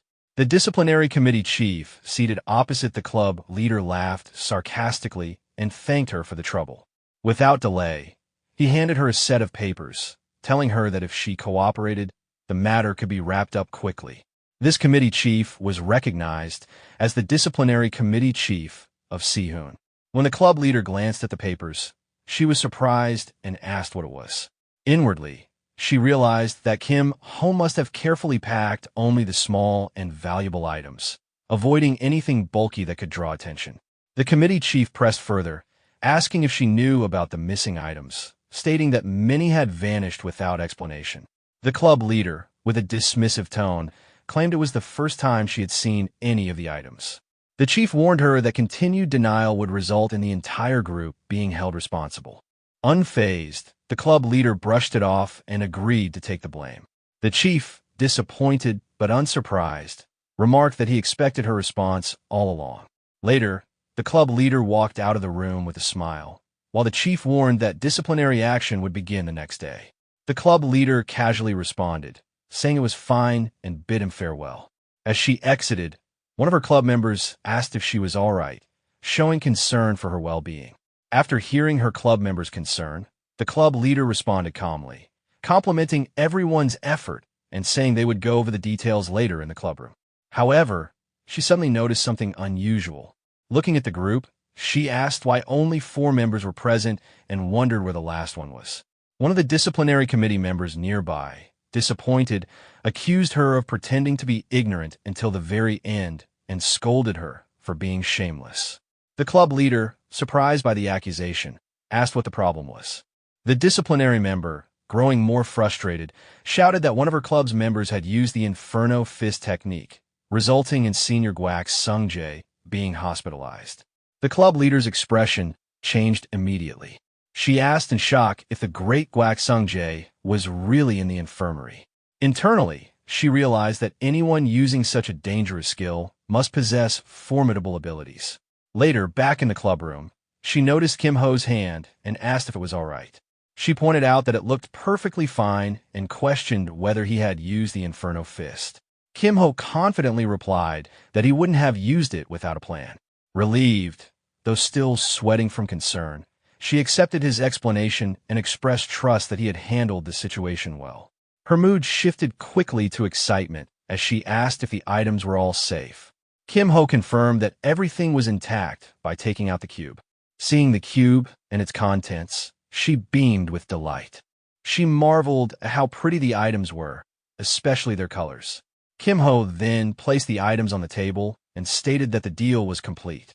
Pleased, the club leader congratulated him, saying it was an excellent deal. Kim Ho began to leave, saying he would be on his way. Before he could exit, she called him back, offering to let him join their club. She assured him that she would take great care of him. Kim Ho, intrigued, asked if that was a recruitment offer. When Kim Ho asked if the offer was a recruitment invitation, the club leader responded playfully, saying she had been watching him. She joked that he was arrogant and greedy, calling him a thief in every possible way. Kim Ho, taken aback and sweating slightly, replied that her words sounded more like an insult than an actual offer to join the club. Either way, he declined. Annoyed by his response, the club leader grew irritated and urged him to reconsider. Kim Ho, unfazed, showed her the cube again and bluntly asked if she wanted him for the life cube, because he intended to sell it. Her eyes widened in shock as she asked what he meant.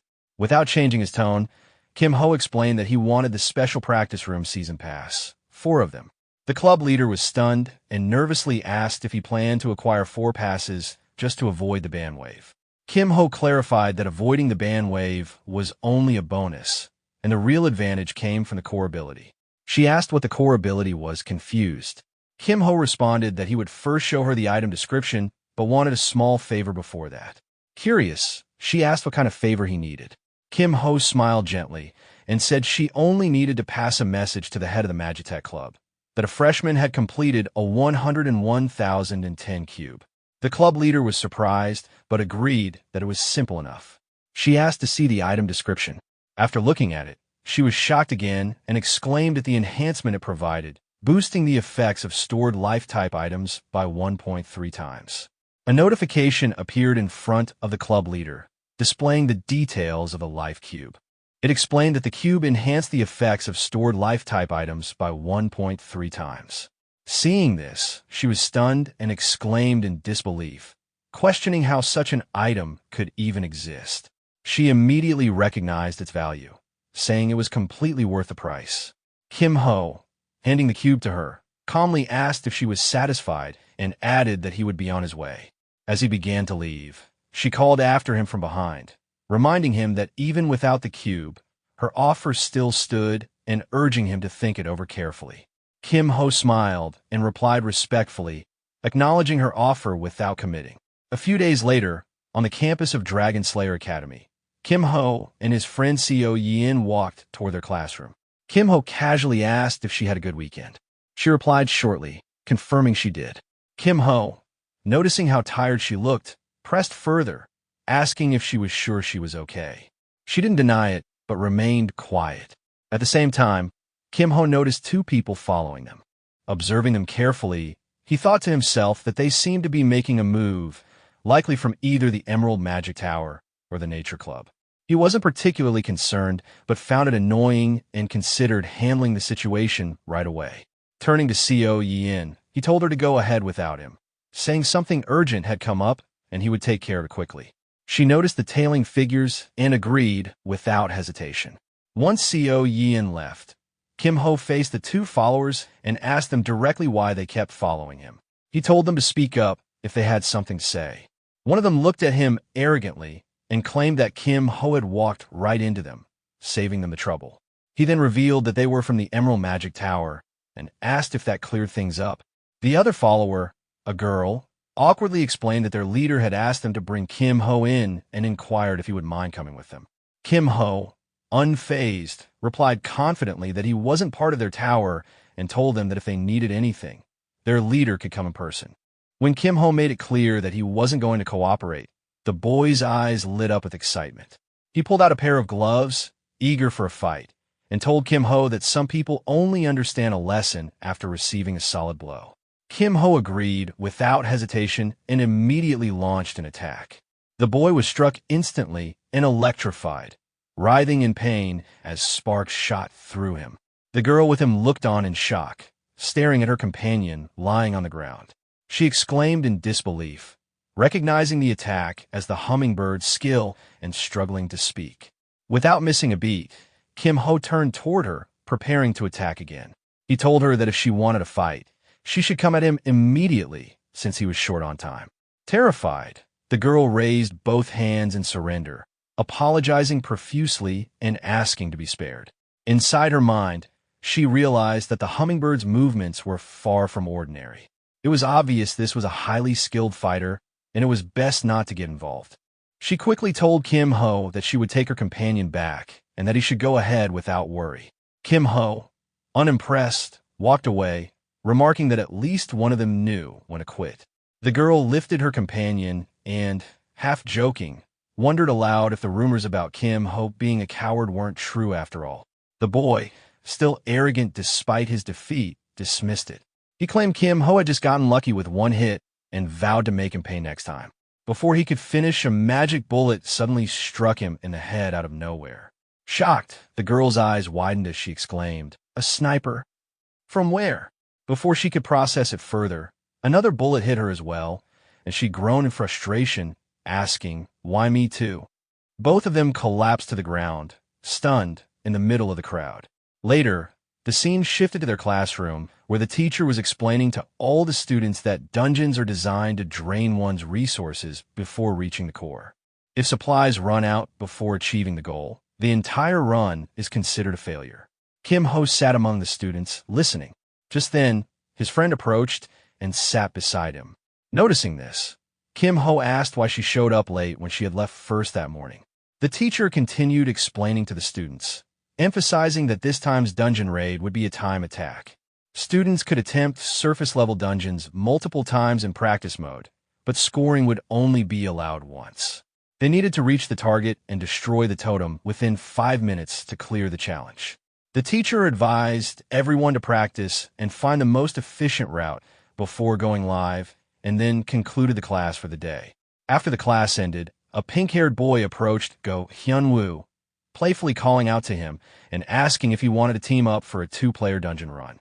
Go Hyun-woo hesitated for a moment, but seemed open to the idea. Meanwhile, Kim Ho extended his hand toward his friend, reassuring him not to worry about him and telling him to go ahead with the others. His friend agreed without much thought, saying that if Kim Ho said so, he'd try syncing with another teammate.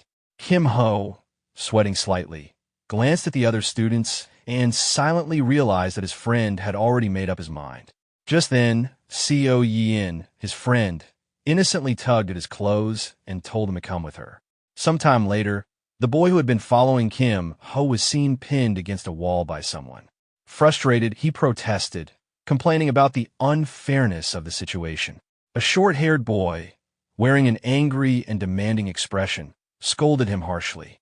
He explained that his older brother, who was supposedly from the disciplinary committee, had been defeated by a thief. He lashed out, saying that the two brothers were tarnishing his family's reputation. Nearby, the girl who had also been following Kim Ho was kneeling on the ground, one hand raised toward the sky. The short-haired boy, still enraged, mocked the idea that a famous coward could not be defeated even by a large group of people. After releasing the pinned boy from the wall, the short-haired boy walked away, calling him pathetic, sighing heavily in disappointment. Later, the same short-haired boy sat down on a wooden chair, admitting that he had a bad feeling from the beginning. Standing beside him was a blue-haired girl who suggested they should meet Kim Ho in person. She was introduced as Ha Soo-yeon, the leader of the Nature Club, part of the Guild Alliance. The short-haired boy, Mak Jonghwa, who led the Emerald Magic Tower, agreed with a more relaxed expression that they should meet him. He added grimly that the prestige of the Emerald Magic Tower had fallen to the ground. He believed that the mysterious box Kim Ho possessed wasn't enough to restore their status, and that Kim Ho must be made to pay for ignoring their organization. Meanwhile, the green-haired boy who had been following Kim Ho struggled to stand up from the ground. He pleaded to be given another chance, insisting he would make up for his failure. The short-haired boy dismissed him coldly, questioning his right to even ask for another chance. Still, the green-haired boy stood firm, explaining that he had simply been caught off guard and begged for one more opportunity. The short-haired boy's gaze turned intense as he warned him that if he failed again, he would be expelled from the club. He asked him if he still wanted the chance. The green-haired boy confidently answered that he was sure he could win. The short-haired boy, in a tone that was both encouraging and threatening, promised to lend him his golem. He warned that this time, he needed to defeat his opponents overwhelmingly. Grateful, the green-haired boy bowed respectfully and vowed that he would surely win. Later, the scene shifted to the training ground located in the Goblin Swamp. Kim Ho and his friend Seo Yin were running through a group of goblins. Kim Ho reassured her, saying that since it was only practice, there was no need to rush. She responded simply with agreement. As Kim Ho glanced at his system panel, he thought about how to earn the best reward for both solo and duo dungeons. The system panel displayed a sub-quest titled Second Week Strategy Battle, where the goal was to clear the dungeon within the week. Rewards would vary depending on how much time remained, with specific targets for solo and duo runs. Seeing that, Kim Ho realized he would need to complete both challenges within 1 minute. At that moment, 2 goblins appeared in front of them. Looking at the goblins, Kim Ho thought that handling the solo dungeon wouldn't be a problem, but the duo dungeon was a different challenge. He considered that if he shared the patterns with Seo Yin, it would be easier, but that wouldn't help her grow. Without noticing his thoughts, Seo Yin simply attacked the goblins with magic bullets. Kim Ho, still analyzing the situation, realized that helping her like this wouldn't allow her to develop. He decided she needed to learn through practice. Suddenly, a new goblin appeared, wielding a large sword. A system notification popped up, identifying it as a strong enemy, the submerged goblin. Both Kim Ho and Seo Yin stopped in front of the goblin. Kim Ho smiled gently and asked if she wanted to avoid the goblin like they had in their first practice or try to catch it. Seo Yin hesitated, then asked if catching it would earn points. Kim Ho confirmed that defeating a boss monster would give an additional 120 points. Motivated, she decided to try catching it. Hearing Seo Yin's determination, Kim Ho activated his power and launched an attack on the goblin. He encouraged her, telling her he would support her effort.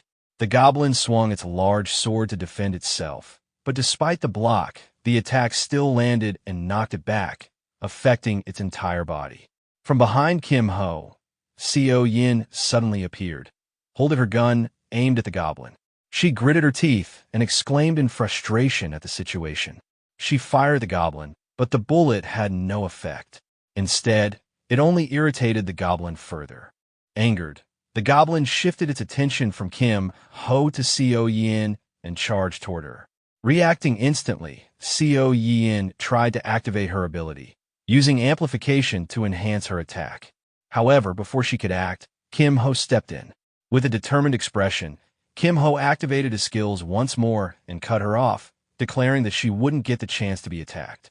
At that moment, a notification popped up announcing that Hummingbird's rank had increased from E to C. A massive electric bird materialized from Kim Ho's power and struck the goblin, overwhelming it. A short while later, a notification appeared in front of both of them. It showed that 11 or more goblins had been defeated, with only 18 seconds left on the clock. The time remaining was 2 minutes and 29 seconds, granting them 149 points, with a clear bonus of 500 points, totaling 649 points. Looking at the notification, Kim Ho commented that they had cut down the completion time significantly compared to their first practice and wondered if they could reduce it even further. Seo Yin replied softly, agreeing. Then, with a blank expression, she turned to him and asked if he could give another special lecture on magic bullets. Kim Ho smiled to himself, realizing she secretly harbored a competitive spirit and that struggling with the boss monster had hurt her pride. He then suggested that they wrap up their practice and head to the training center. Seo Yin agreed enthusiastically. Later, the scene shifted to the training center's shooting range. Kim Ho began explaining a new skill to her. He told her that although her magic bullets and gun were flawless, she was still using them as mere tools without truly mastering their potential. Holding a magic bullet in his hand, he offered to demonstrate how to better understand the skill by imagining her hand as a magic gun, making it easier for her to grasp the concept. Kim Ho demonstrated how to fire a magic bullet toward a target dummy, explaining that by concentrating mana and releasing it at the right moment, one could replicate the effect of a magic bullet. He encouraged his friend to attempt the technique using just her hand first. Later, Seo Yin tried to follow his instructions, focusing on channeling her mana to her fingertips as though drawing it upward. However, the energy unexpectedly flew backward, startling her. Kim Ho, excited by her effort, urged her to attempt the motion without using an actual magic bullet, explaining that success would mean simply being able to propel the mana outward. After giving her encouragement, he told her to continue practicing while he stepped away to gather dinner items. But she quickly stopped him, searching her pocket and pulling out a black card, offering it to him as a helpful tool. Upon seeing the card, Kim Ho was visibly surprised, recognizing that she came from a wealthy background. Later in the cafeteria, while placing his order for a mini donut, two members of the disciplinary committee nearby discussed how the limited edition treat had been worth the wait. One of the girls then spotted Kim Ho and greeted him enthusiastically, prompting the other to ask who he was. Kim Ho responded casually, but the pink-haired girl from the committee grew visibly annoyed, questioning why he was the one there. Yet she quickly reconsidered, realizing it would be useful to confirm something. She approached him and asked to see his hand, which caught him off guard. He questioned why she suddenly wanted to inspect it. Meanwhile, the girl's mind raced. She suspected that he was the thief who had used a powerful technique during the storage incident, someone with expert-level control over a rare skill. She also recalled his connection to the Thieves' Club, confirming her suspicions. Driven by curiosity, she explained that she wanted to check something on his palm, likening it to palm reading. In her mind, the pink-haired girl thought that if Inferno Fist had been used, there would surely be burn marks on his hands. The protagonist noticed her observation and internally noted how flustered she seemed. She appeared eager to see his hands for herself, as if searching for proof, while he calmly allowed her to examine them. Her expression softened as she inspected one hand and then moved to the other, clearly surprised that both were untouched. The protagonist, with a hint of exasperation, internally wondered how long this inspection would continue. Flustered by the prolonged scrutiny, the girl quickly withdrew and apologized for the intrusion. The protagonist, however, made one last request for her to reveal the result of her palm reading, particularly regarding his luck with love. She became slightly irritated at his persistence, thinking he would face many difficulties ahead. The protagonist quietly smiled to himself, realizing that she and others were still attempting to identify the culprit from the temporary storage incident. He felt reassured that by dodging her question just enough, he should be safe for now. The next day, the protagonist and his friend Seo Yin were at the training ground, running toward the forest as usual. They moved in sync, following the routine they had practiced the day before. Seo Yin immediately began targeting goblins with her magic bullets, though the shots caused little damage. The protagonist, meanwhile, unleashed his own attacks using his scales, obliterating the goblins instantly. After a short while, a notification appeared before them, detailing their progress, the remaining time, the number of goblins defeated, and the score from defeating a strong enemy. The total score reflected their efficiency and teamwork, a tangible result of their practice. The protagonist glanced at Seo Yin and felt a sense of satisfaction. The battle had gone flawlessly, a perfect demonstration of their combined efforts. He quietly acknowledged in his mind that the success was a direct outcome of their hard work the previous day. Observing her gentle smile in response, he noted the subtle acknowledgement of their achievement, feeling a quiet sense of contentment. Later, the scene shifted to the arena, where countless students filled the stadium, all gathered near the gates. The protagonist and his friend Seo Yin prepared themselves, considering the solo dungeon ahead. He reminded himself that, although the solo dungeon shouldn't be too difficult, it would be wise for her to attempt a few runs in practice mode, just in case. Confident in his own abilities after clearing the duo dungeon, he felt ready to handle the challenge on his own and finally focus on his personal quests. Stepping through the portal, he was greeted by a notification announcing their entry into the Goblin Swamp. Without hesitation, he activated his power, delivering a punch into the air that instantly defeated the monsters before him. Even in an artificial dungeon, he realized controlling his strength was trickier than expected. Another notification displayed their progress. The number of goblins defeated, the strong enemies taken down, remaining time, and the total score, including bonuses. Satisfaction washed over him as he noted the impressive results and silently decided to delete the replay before leaving. A final notification confirmed the completion of the subquest for the second week strategy, showing both solo and duo dungeon times along with enhanced rewards. Examining the details, he realized the reward had been confirmed at the highest grade, leaving no need for further thought. The system prompted the protagonist to select his reward, offering options that enhance recovery and buff-type skills, debuff and illusion-type skills, and wind-type skills. From the start, he had aimed for the trait that aligned perfectly with his chosen path.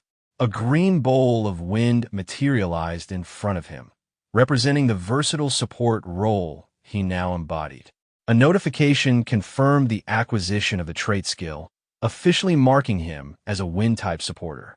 After emerging from the portal, the protagonist was met by the familiar short-haired boy, Manhwa, deputy head of the Emerald Magic Tower, accompanied by the blue-haired girl, Hasuyan of the Great Nature Club. They suggested moving to a more private location to speak. Later, in a cafeteria setting, Hasuyan began by apologizing for previous events, though the protagonist acknowledged his own haste. The conversation quickly shifted as she indicated interest in a special item he possessed. Understanding their true intention, the protagonist revealed the cube. The green-haired girl's small, dark-colored cat immediately reacted, rushing toward the cube before curling up inside it. The sight confirmed the item's authenticity, leaving the short-haired boy momentarily stunned. The green-haired girl, noticing the kitten inside the cube, urged it to come out, but the protagonist calmly told her to leave it be. The blue-haired girl observed the scene with curiosity, noting how attached the kitten seemed to the cube. She sensed the cube radiated the energy of a powerful life-type artifact and requested permission to examine its item description, assuring him the club would protect the information with their honor. The protagonist, seeing no harm, agreed. The short-haired boy's face reflected shock as he read the cube's description, realizing its effects were 1.3 times stronger than typical stored life-type items. The blue-haired girl also reacted with astonishment, marveling at the item's ridiculous power. She then inquired if he was willing to sell it, but the protagonist remained non-committal, acknowledging the cube's value.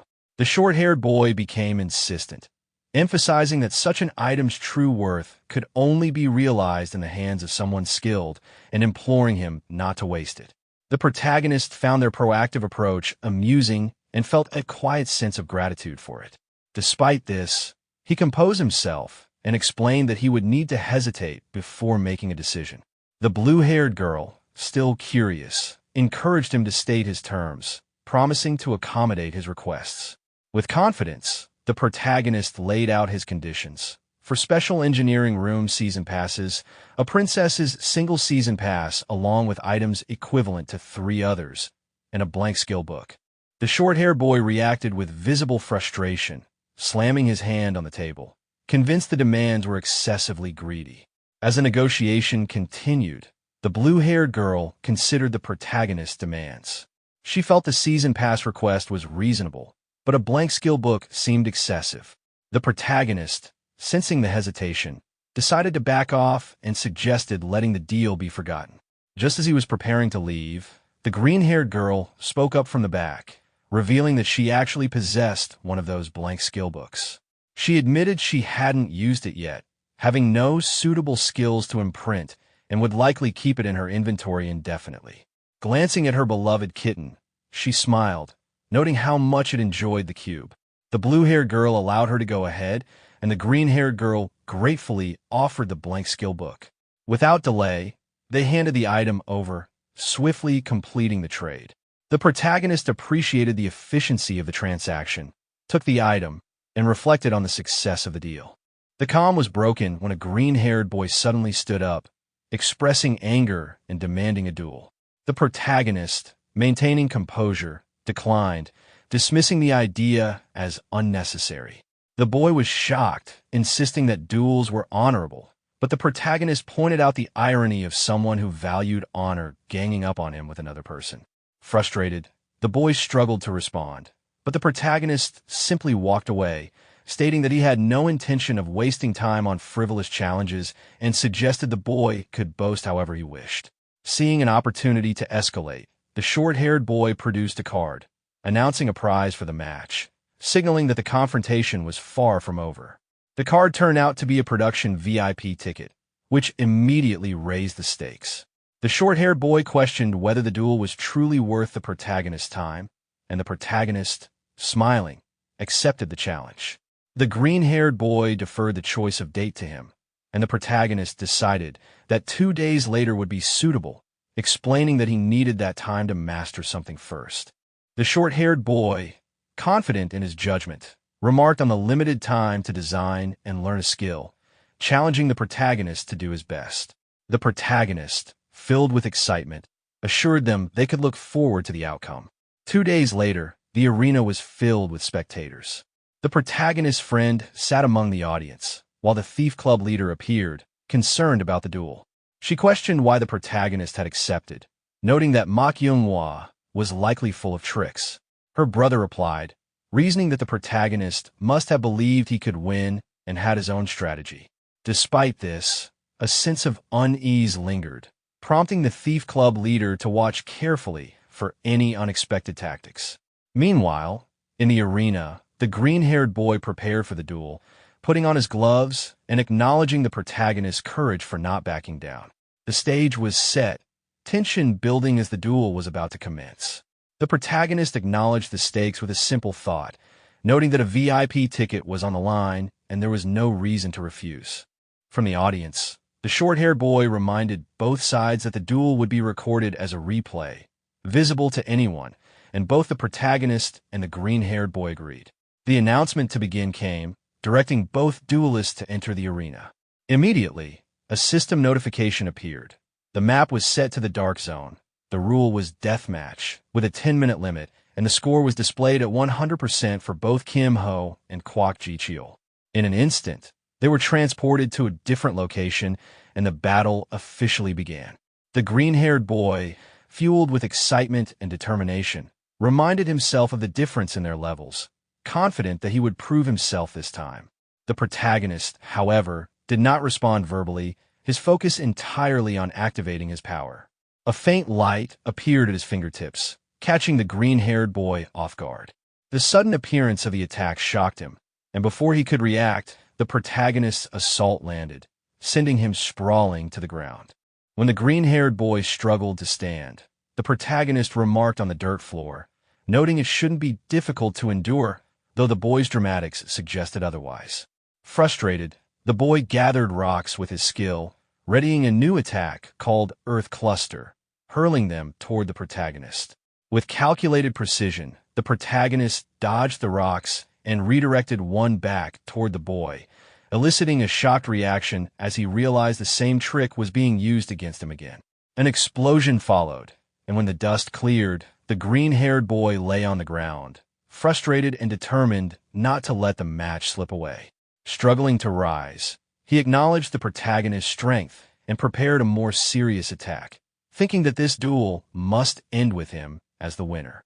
In a sudden display, he summoned a massive entity behind him, a wood golem, a creation imbued with the forest's power, granting life to an ancient tree. The golem towered behind him, signaling that the next phase of the duel would be far more dangerous and intense.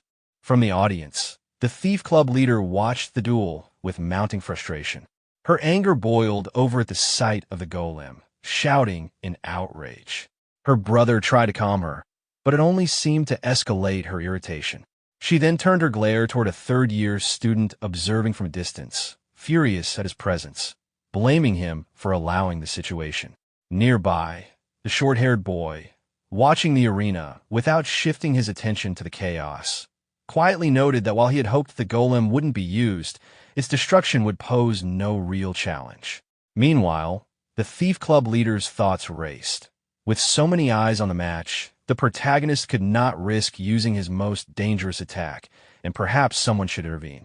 The protagonist, however, remained calm, his expression blank as he assessed the massive golem before him. His opponent, fueled by excitement, expected to intimidate him with threats, but the protagonist's mind was elsewhere, reflecting on 2 days prior in the Mana training room.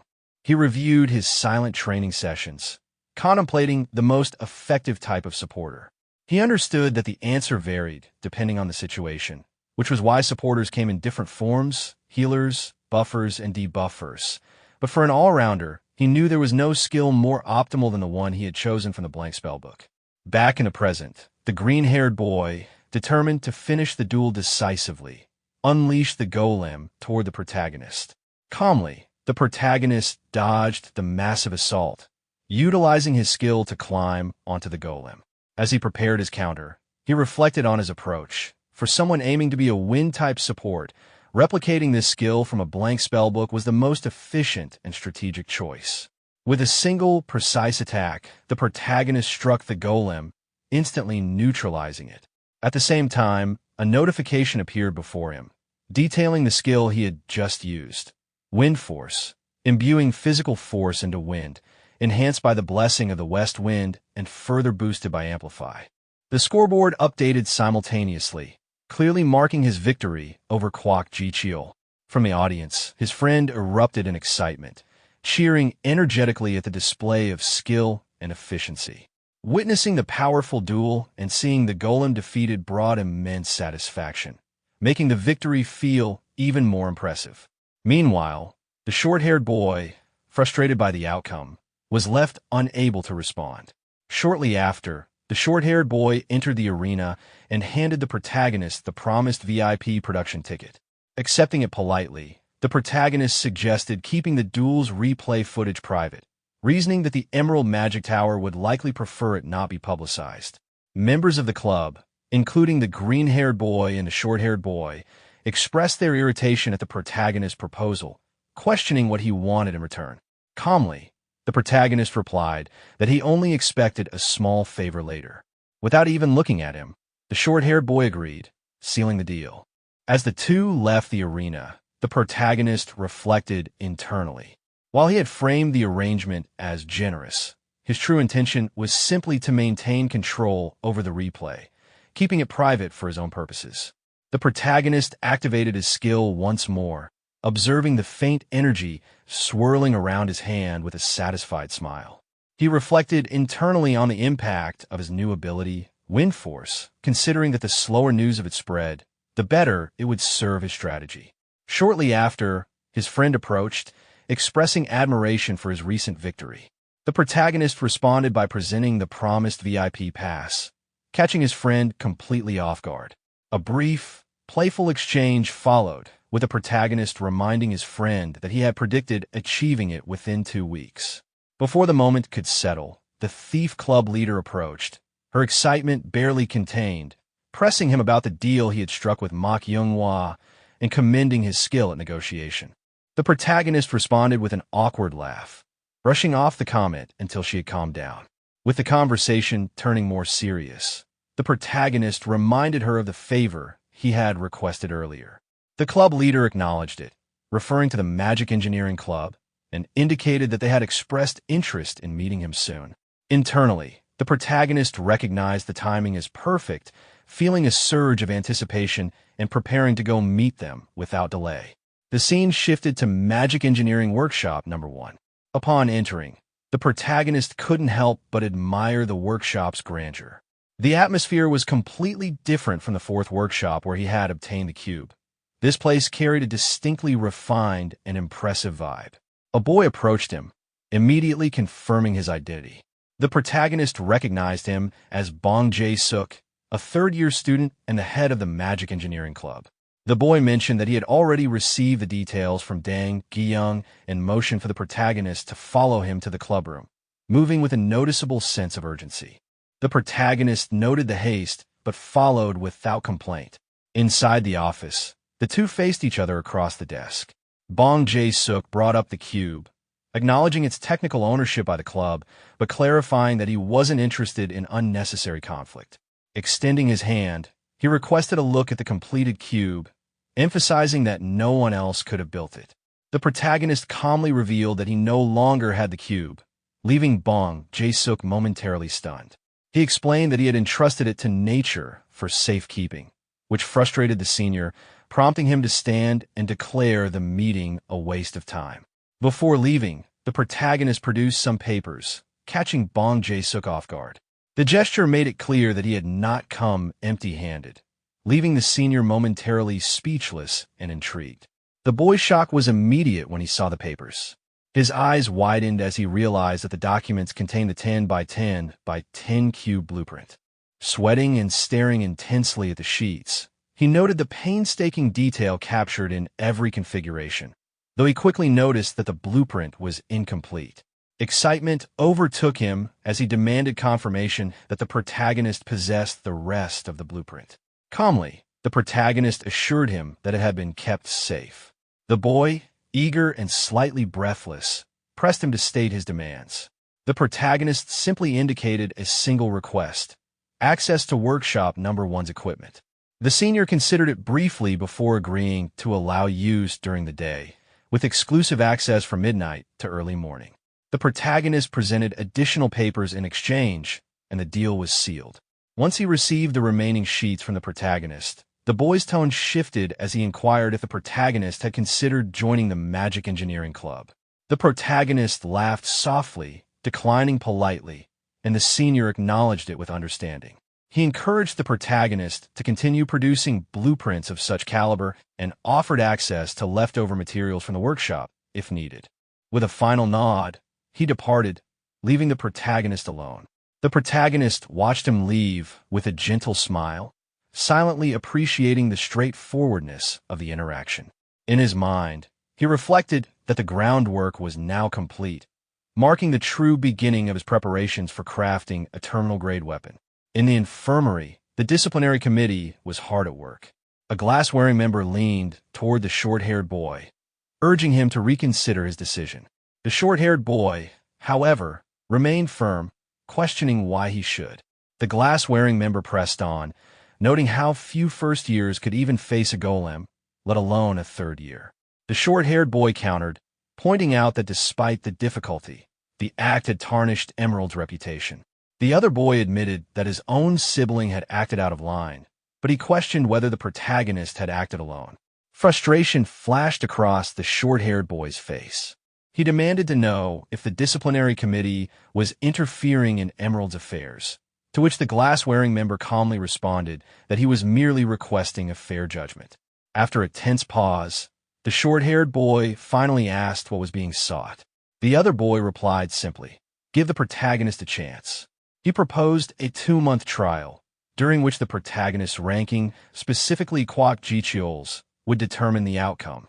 The glass-wearing boy agreed, acknowledging that 2 months was more than sufficient. As the short-haired boy walked away, he muttered a sharp humph and glanced back, calling out the name Song Chun-hai. Hiding behind a wall, the pink-haired girl of the disciplinary committee had overheard the exchange. Sheepishly, she stepped out and asked if he had known she was there. The glass-wearing boy smirked, revealing that he had noticed her sneaking into the arena bleachers. He questioned her on the fight's outcome, asking if she believed she could defeat the protagonist herself. She admitted she couldn't say for certain. He pressed further, asking if she had checked the protagonist's hands. Flustered, she confirmed that she had inspected both hands thoroughly and found no scratches. The glass-wearing boy paused, thinking to himself, if the protagonist had used Inferno Fist, there was no way he could have healed that quickly. Had he misjudged him? Doubt lingered, but he knew there was still more to uncover. Suddenly, he remembered the protagonist he had faced, and frustration surged through him. In his mind, he thought again, that arrogant gaze like everything's beneath him. It's hard to believe that's not the same person. Turning his attention back to the girl, the glass-wearing boy said, "I'm sorry. I'll have to ask you to keep working on this." She clenched her fist tightly and replied, "No need to apologize. I'm doing this because I want to. I'll definitely catch him slipping." It was Monday of the 3rd week. The protagonist's homeroom teacher addressed all the students, explaining that cooperation would be just as important as it had been in the previous week. However, the objective this time was different, and through the match, they might discover weaknesses in their teamwork that had gone unnoticed before. To address these issues, a mentoring program had been organized within the academy, and the students were encouraged to carefully consider the opportunity throughout the week. The teacher concluded the announcement without further elaboration. Go Hyun-woo then turned to the protagonist and asked if he had already signed up for the mentoring program. The protagonist glanced at his system notification, which confirmed that his application had been completed under his name. He replied that there was no reason to hesitate. With a serious expression, he explained to Go Hyun-woo that participants would be paired with a top-ranking 3rd-year student or a graduate, depending on individual tendencies. He added that chances like this to learn from such people would be rare. Excited, Go Hyun-woo agreed at once and said he would sign up as well. Looking at his own system notification, he thanked the protagonist in advance. The protagonist then turned to Seo Yin and asked about her decision. Still asleep, she responded that it was annoying and that she was too sleepy. The protagonist simply looked at her and thought to himself that she knew how to form aura grenades to some extent, but still had much to learn, so mentoring would be important for her. He wondered if there might be a way to persuade her. Suddenly, Go Hyun-woo's eyes lit up with excitement as he asked the protagonist if he would partner up with him for this week's match. The protagonist laughed softly and agreed without hesitation, saying that teaming up this time would be fine. At that moment, Seo Yin woke up, rubbing her face with her hand, and asked if she couldn't team up with him as well. Go Hyun-woo laughed awkwardly and suggested that, since there were 2 matches this week, they could each partner with him for 1 match. The protagonist, half to himself, wondered if his opinion even mattered. Seo Yin, still groggy but agreeable, replied that the arrangement sounded good. Go Hyun-woo, still excited, then told the protagonist that he needed to train and that the 2 of them should go ahead first. The protagonist responded with a nod and a simple, "Okay, see you tomorrow." The next day, Go Hyun-woo approached the protagonist and apologized for making him wait.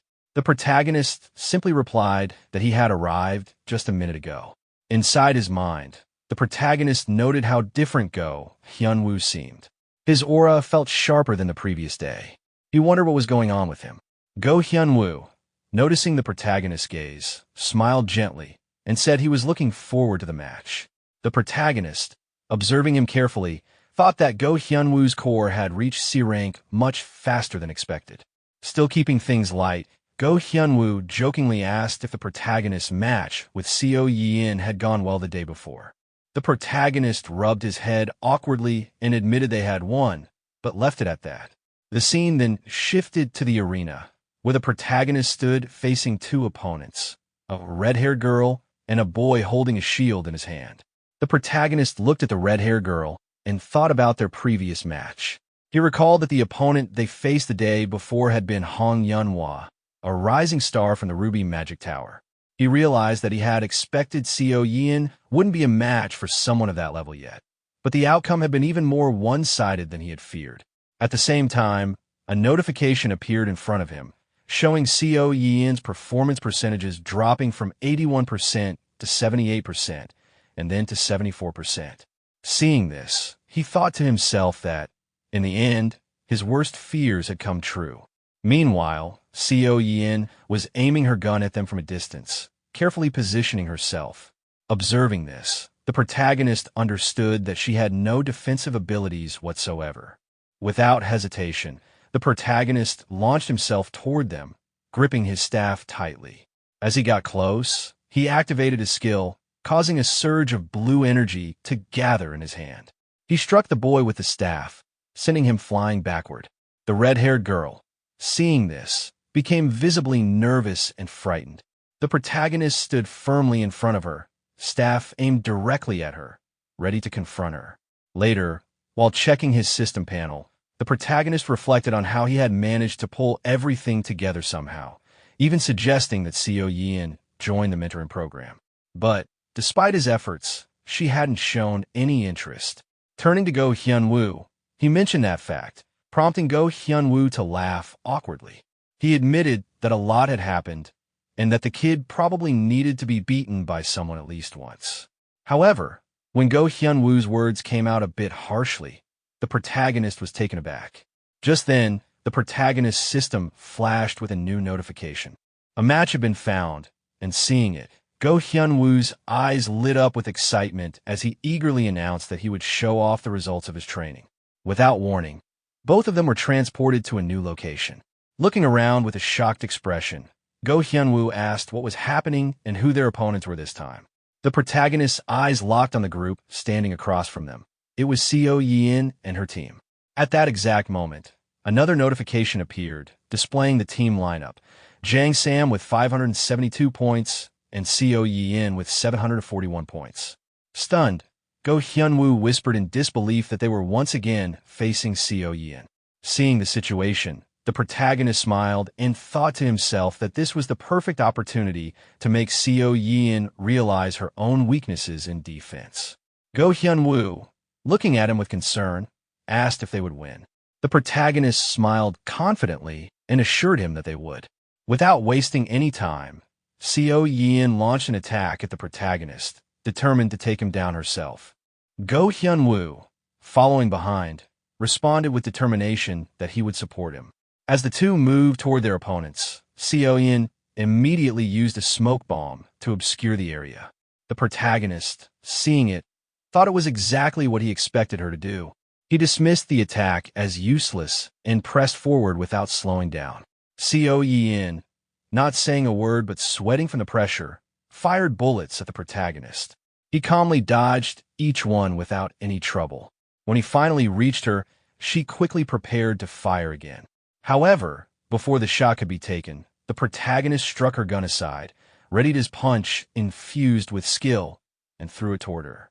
Yet, before the punch could land, he stopped it mid-air and flicked her forehead with his finger. Looking at her, he asked whether they should continue the fight. Unable to meet his gaze, Seo Yin quietly admitted defeat. The protagonist observed that her pride had clearly taken a blow. Turning his attention to Go Hyunwoo, he recalled what Shin Byung-chul had mentioned earlier, that there was one more hidden talent among their opponents. As he watched their battle, he focused on the unnatural movement of one opponent's right hand. He thought it strange from the beginning, but hadn't figured out why until now. Suddenly, the protagonist called out and told both teams to stop. They paused, confused, and turned toward him. Calmly, The protagonist accused them of hiding their true abilities and challenged them to fight for real. He stated that he was already fighting seriously and suggested that if they were concerned about the replay being public, they could make it private. To motivate them further, he offered them the reward of information about Yuryong-Yang, Ghostly Shadow, if they won. The name startled Yuryong-Yang, who turned to face the protagonist in shock. The protagonist thought to himself that he had struck a nerve. Still shaken, Yuryong-Yang declared that anyone valuing secrecy so much wouldn't want to miss this hidden detail. The protagonist, smiling confidently, responded that he had only promised to share the information if they won and asked how he could know that. Yuryong-Yang gripped his sword, preparing for another battle. He told Go Hyunwoo that if he was willing to go that far, then he would fight as desired. At the same time, Go Hyunwoo noticed how suddenly Yuryong's gaze had changed and vowed to give it his all. Without hesitation, both engaged in battle, fiercer than ever before.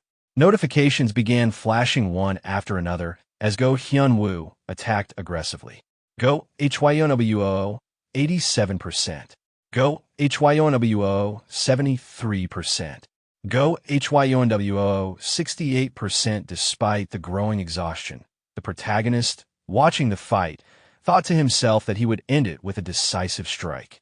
As the final attack neared Go Hyunwoo, he remained calm, steadying himself before the confrontation escalated further. In an instant, Go Hyunwoo expertly dodged his opponent's attack and immediately countered using a skill called Rapid Current. The sudden strike left his opponent stunned. Before either could recover, the force of their clashing swords caused both weapons to break apart. The protagonist then stepped forward and told them it was enough, signaling the end of the match. He activated his skill, causing a small energy to gather at his fingertips, and instructed both to rest. At that moment, the announcement board displayed the match results, showing that the protagonist and Go Hyunwoo had won, while Seo Yeon and Jang Sam had lost. The protagonist glanced at his friend, silently reflecting that although staying within the system technically counted as a win, in reality, it felt like a loss. The match had been decided the moment Jang Sam, unable to block the attack, revealed his true level. He admitted that his opponent was still just shy of reaching a promising rank, at least for now. Shortly after, Jang Sam regained consciousness and, upon seeing the result, quietly acknowledged his defeat. The protagonist confirmed it without elaboration.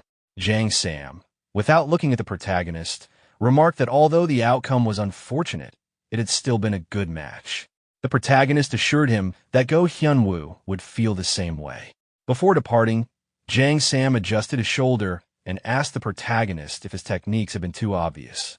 The protagonist smiled and explained that they had been a little noticeable, mentioning that his sword grip appeared awkward and overly ordinary, which made his moves easier to read.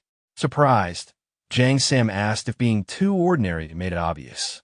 The protagonist clarified by asking him to consider the nature of the Dragon Slayer Academy, where the strongest individuals from around the world gathered. In such a competitive environment, anything ordinary stood out more than usual. Jang Sam reflected on this thoughtfully, agreeing that being ordinary would indeed attract attention in such a setting. He then respectfully bowed to the protagonist, expressing gratitude for the advice and asking about another skill, Ghost Shadow Step. The protagonist reminded him that he should only ask about it after a victory. Meanwhile, Go Hyunwoo remained unconscious on the ground, while Jang Sam, gathering himself, promised to challenge the protagonist again next time. The protagonist, without hesitation, agreed to face him whenever he was ready. Later, the protagonist and Go Hyunwoo were transported back to the arena. Go Hyunwoo, still embarrassed by his performance, confessed his shame and asked the protagonist for his opinion on the match. The protagonist gently reassured him, explaining that Go Hyunwoo had cleverly created openings through probing attacks and ended the fight smoothly with a clean finishing move. Go Hyunwoo glanced at his broken sword with worry, expressing concern that he couldn't keep avoiding the issue forever. The protagonist, sensing his anxiety, jokingly suggested that the solution was simple, he just needed a better sword. Go Hyunwoo, embarrassed, thought to himself that his financial situation wasn't great enough to afford such a luxury. Without hesitation, The protagonist pulled out a book from his inventory and handed it to Go Hyun-woo, explaining that weapons didn't necessarily have to be bought with money alone, and asked how many points he had saved. Go Hyun-woo quickly checked his points and revealed that he had about 5,000 saved. The protagonist assured him that this was more than enough and recommended purchasing both an E-rank and a D-rank longsword. Go Hyun-woo followed the suggestion and bought the items. The system notification confirmed the purchases, listing both swords and additional crafting materials called thermal catalyst reagents, which he also bought with his remaining points. The protagonist instructed him to first hand over the reagents, and when Go Hyun-woo asked what they were used for, the protagonist explained they were crafting materials and promised to help him create a useful item. He encouraged Go Hyun-woo to focus on recovering and assured him that they would work on it together. Grateful, Go Hyun-woo smiled gently and thanked the protagonist. That evening, the protagonist made his way to the fourth workshop, thinking about how the week's duels had already concluded and that he should prepare materials for an item to assist Go Hyun-woo. Upon entering, he greeted the room and was met by a boy working on something. The boy looked back briefly but quickly returned to his task, clearly uninterested in the protagonist's presence. The protagonist recalled how this boy had been scolded by Bong Jae-suk previously for meddling and assumed he wasn't fond of interruptions. Still, the protagonist approached him again, apologizing silently as he tried to replicate a skill he observed. His system registered the action, confirming that he successfully copied another skill, now filling his slots. Thinking ahead, the protagonist realized that with his new skill, he would no longer need another one and decided it was time to let it go. He smiled while surveying the abandoned equipment scattered around the room, considering it an ideal place to gather decent materials. These items were failed projects, discarded for some reason, but their crafted parts remained intact. He reasoned that dismantling such items was usually harder than acquiring new materials, but this time, it might work in his favor. He began working on dismantling the equipment, and the boy eventually noticed and asked what he was doing. Without looking up, the protagonist explained that he was trying to extract materials from it. Sweating nervously, the boy asked if he could watch, and the protagonist, smiling, agreed without hesitation. He handed the boy a glass tube filled with materials, which astonished him. The boy marveled at how clean the materials looked, almost brand new despite being dismantled. The protagonist, thinking a good opportunity, asked if the boy would be interested in trading some materials. The boy's eyes lit up with excitement, and he eagerly asked what the protagonist needed. The protagonist listed a few essential components. The boy then hesitated, worrying that Bong Jae-suk might scold him again for such dealings. The protagonist reassured him that trading a few materials shouldn't be a problem, and that if necessary, direct permission could be obtained. Relieved but anxious, the boy offered to send a message to seek approval. Although the message was seen but not replied to, he interpreted the lack of response as consent. However, before he could finish his thought, Bong Jae-suk suddenly appeared at the door, soaked in sweat. The boy was stunned, unable to comprehend the situation. Bong Jae-suk ignored the commotion and approached the protagonist directly. Without asking for explanations, he inquired whether the protagonist had dismantled the equipment himself. Waiting for a response, he promptly presented another set of items, explaining that although it was a failed project, it had consumed a significant amount of materials. Pointing at the tough-looking equipment, Bong Jae-suk challenged the protagonist, asking if he could dismantle it. The scene ended with the protagonist facing the challenge. The protagonist examined the equipment and noted that the task would take some time. Bong Jae-suk responded by acknowledging that and assured the protagonist he would be compensated fairly for the effort. The protagonist smiled and mentioned that since he also needed materials, he would accept payment in the form of goods rather than currency. Bong Jae-suk agreed and offered to prepare whatever the protagonist required as soon as he sent the list. He then reassured him that it wasn't urgent, encouraged him to take his time, and told him to send the requirements by message. The protagonist responded respectfully. Meanwhile, the boy who had been working nearby pointed at himself and asked for a favor. The protagonist inquired what the favor was, and the boy explained that there was something he needed dismantled in another location. The protagonist didn't mind and agreed to help. The boy expressed his gratitude and promised to assist in procuring whatever materials the protagonist might need. The next morning, the protagonist entered his classroom, surprised at how quickly the morning had come. He thought about finishing his tasks after class since there was still plenty of time, and considered taking a quick nap before lessons began. Noticing his friend early in the room, he wondered why she was there so soon, recalling how she had vanished without a word the previous day.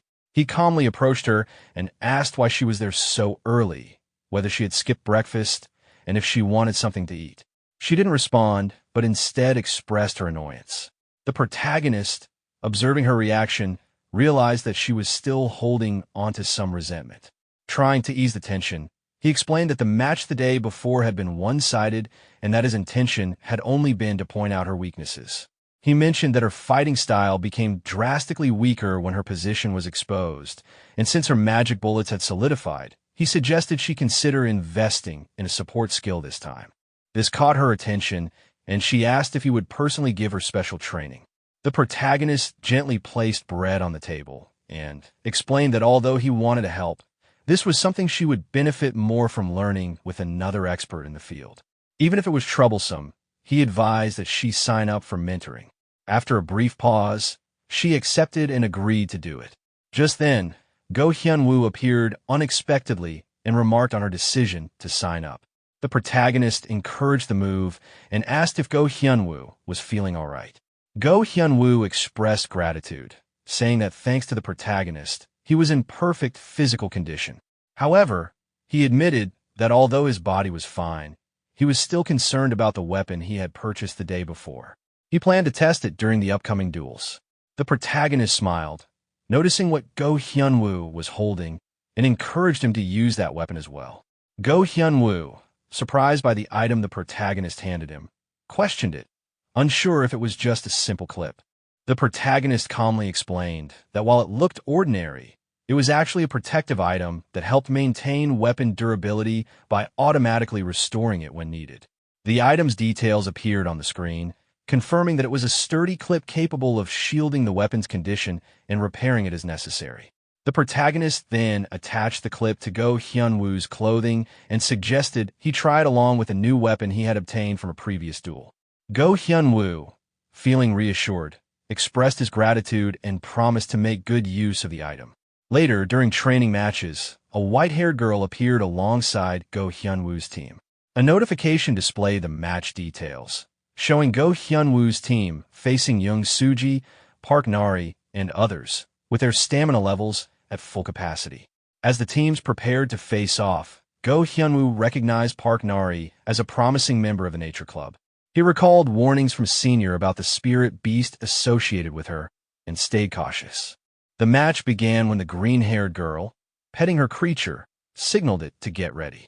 The small kitty on her shoulder leapt down and instantly transformed into a massive tiger enveloped in green energy. The beast charged fiercely toward Go Hyun-woo's team. Reacting quickly, Go Hyun-woo defended against the tiger's assault with his sword and signaled his teammate to attack. The white-haired girl joined the fight, striking the tiger with her powerful technique. However, she was shocked to see that the attack barely damaged the beast, with only a fraction of its health affected. Panic set in as she realized how resilient the tiger was. The tiger retaliated by striking the white-haired girl, sending her flying, while Go Hyun-woo called out to her in concern. The beast then turned its attack on Go Hyun-woo, breaking his sword and knocking him back. As he struggled to control himself before hitting the ground, he thought about the limitations of using an E-rank weapon against such a powerful foe. Determined not to give up, he summoned another sword and, still observing the tiger, admitted that this battle would be difficult to win. His teammate agreed and proposed trying a different approach. Meanwhile, the tiger fully recovered its health, as confirmed by the system notification, which displayed its status returning to maximum. Go Hyun-woo quickly realized that the opposing team's strategy relied on placing the spirit beast at the front to continuously regenerate its health. He also noted that the two girls supporting the beast were leaving the caster defenseless, depending entirely on the beast's power. Recognizing the pattern, Go Hyun-woo pointed to his teammate and urged her to aim directly at the tiger's core, understanding that this was their best chance to turn the fight in their favor. Both Go Hyun-woo and Bukung instantly launched themselves toward the two girls standing opposite them, ready to attack. The blue-haired girl, holding a crystal in her hand, had anticipated this kind of assault and immediately activated a defensive skill. A barrier of trees appeared around her and her companion, shielding them from the incoming attacks. Seeing the sudden appearance of the tree barrier, both Go Hyun-woo and Bukung were momentarily shocked. Without hesitation, Bukung activated her skill, releasing a powerful ice-infused strike, while Go Hyun-woo used his own skill to launch a concentrated stream of force.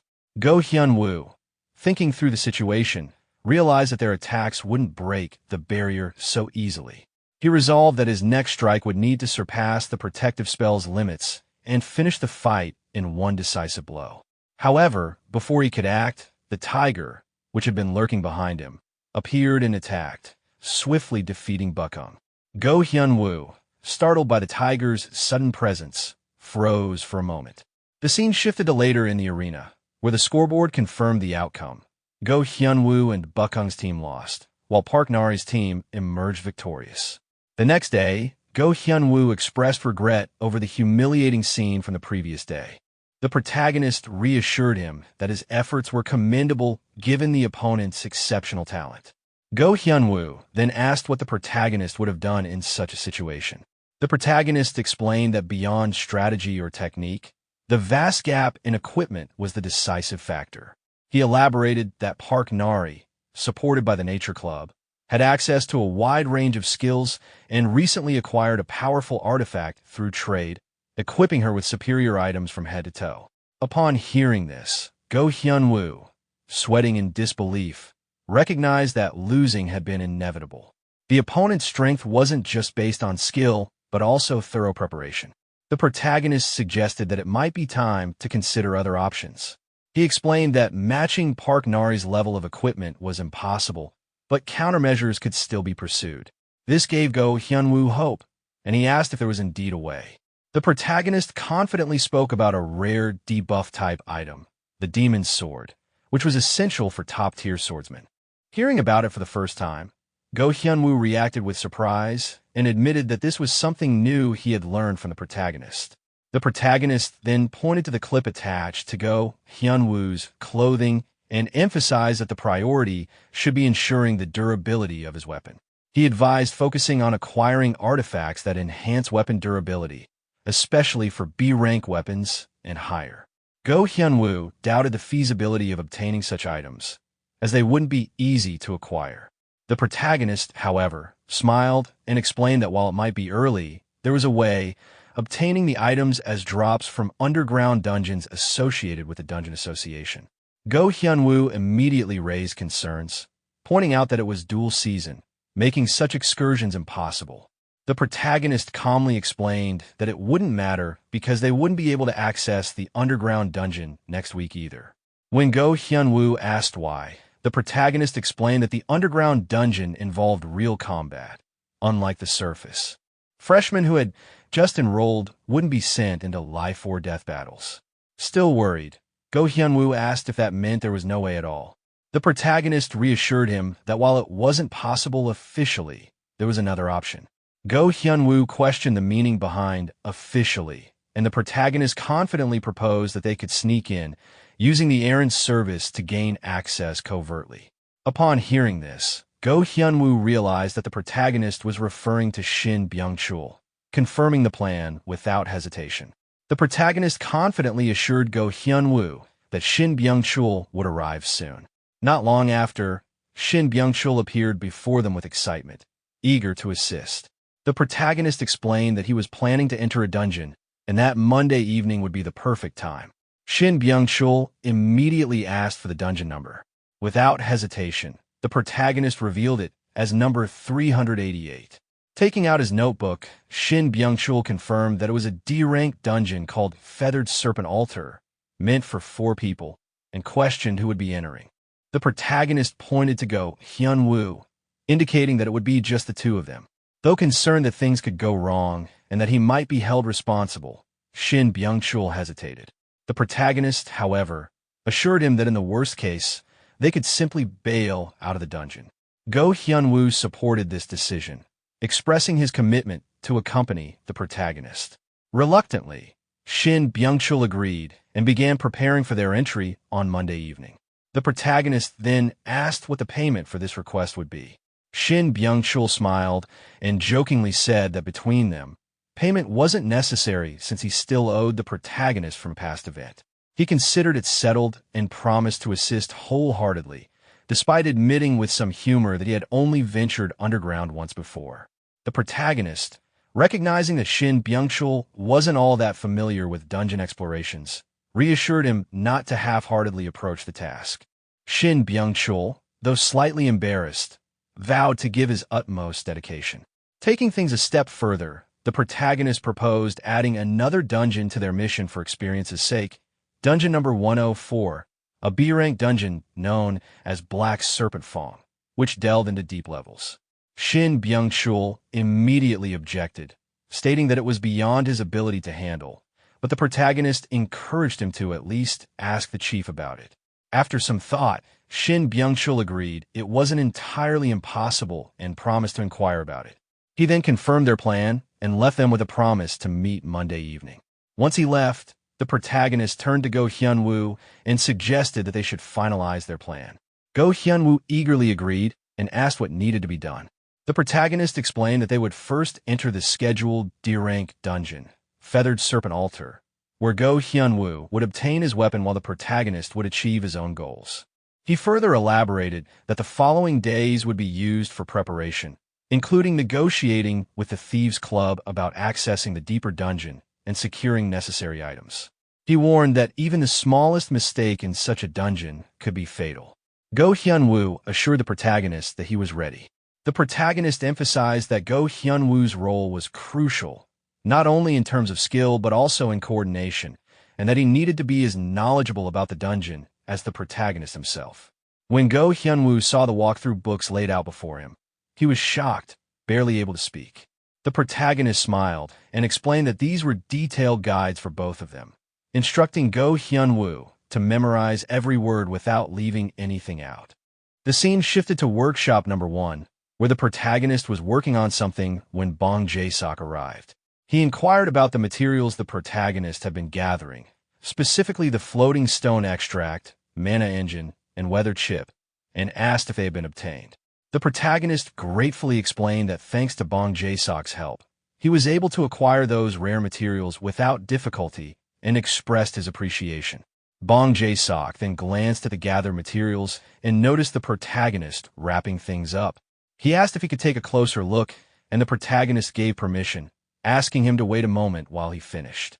The protagonist completed his work with visible excitement and announced that it was done. Bong Jae-sok, observing the staff, expressed curiosity about what the protagonist had been crafting. He mentioned that, judging by the shape, it appeared to be the head of a staff or scepter, and asked if the main body had been acquired. The protagonist smiled and explained that he hadn't found anything suitable yet and intended to take his time finding the right piece. Inwardly, he wondered if he should search in the lower levels of the dungeon district. Bong Jae-sok then mentioned that with the rainy season over, the protagonist might not be coming to the workshop as often. The protagonist acknowledged this and expressed his gratitude, saying he would still visit from time to time. The scene then shifted to Class 1-3's classroom, where the teacher explained the theme of the week's strategy mission, Sweep. A map labeled Rocky Zone appeared on the board along with rules outlining that the dungeon was a two-person instance with random matchmaking.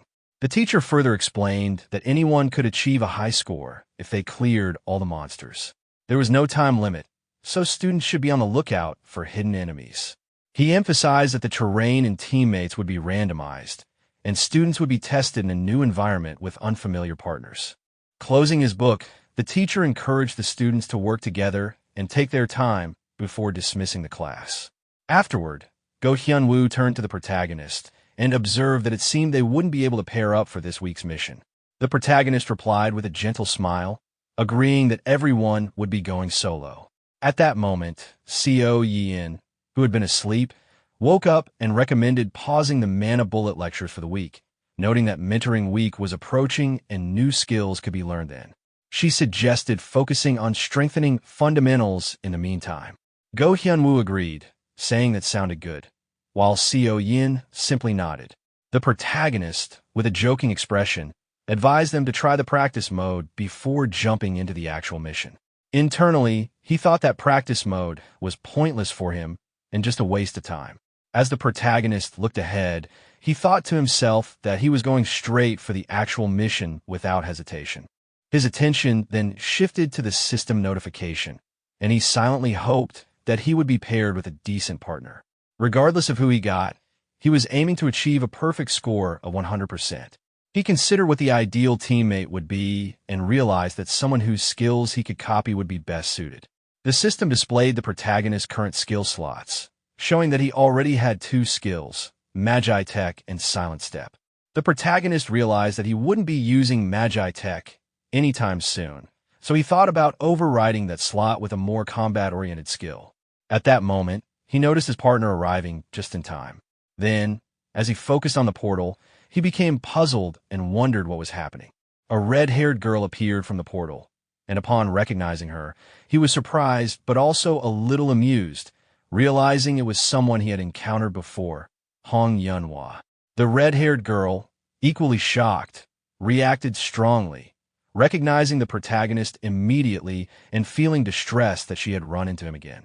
The protagonist wondered why she was reacting so intensely. Meanwhile, the red-haired girl's mind recalled past matches they had fought in, from placement exams to PvP battles, where she had always crushed him. She figured it was only natural for him to be intimidated. The protagonist, smiling to himself, thought that his main goal was to efficiently clear the quest. He considered that creating a slightly tense atmosphere would make things easier for him, so he decided to keep that tension going. He then looked at her with confidence, impatient that she wasn't moving, and urged her to get going without further delay. The red-haired girl, with tears in her eyes and nervousness on her face, reluctantly agreed to follow him. As they ran together later on, the red-haired girl began to regret her decision. She sat silently, thinking that she should have taken the day off and tried again the next day, instead of insisting on clearing the mission early just to save face. After running for some time, she looked at the protagonist ahead of her and silently cried out in frustration. She never wanted a partner with him and wondered how she ended up stuck with him. She also questioned where they were headed, as the area around them appeared strangely empty. Not realizing that the protagonist was effortlessly killing every monster without attracting attention, she simply looked at the system notification and wondered why it seemed too easy. She thought it strange that there should be monsters around every corner, but the area remained empty. Spotting a fallen goblin nearby, she panicked, believing there was still one monster left, and called out to the protagonist for help. The protagonist, however, ignored her pleas, which frustrated her even more. She clenched her teeth in irritation, wondering why he wouldn't even respond to her calls for help. She felt like she was stuck cleaning up the mess alone.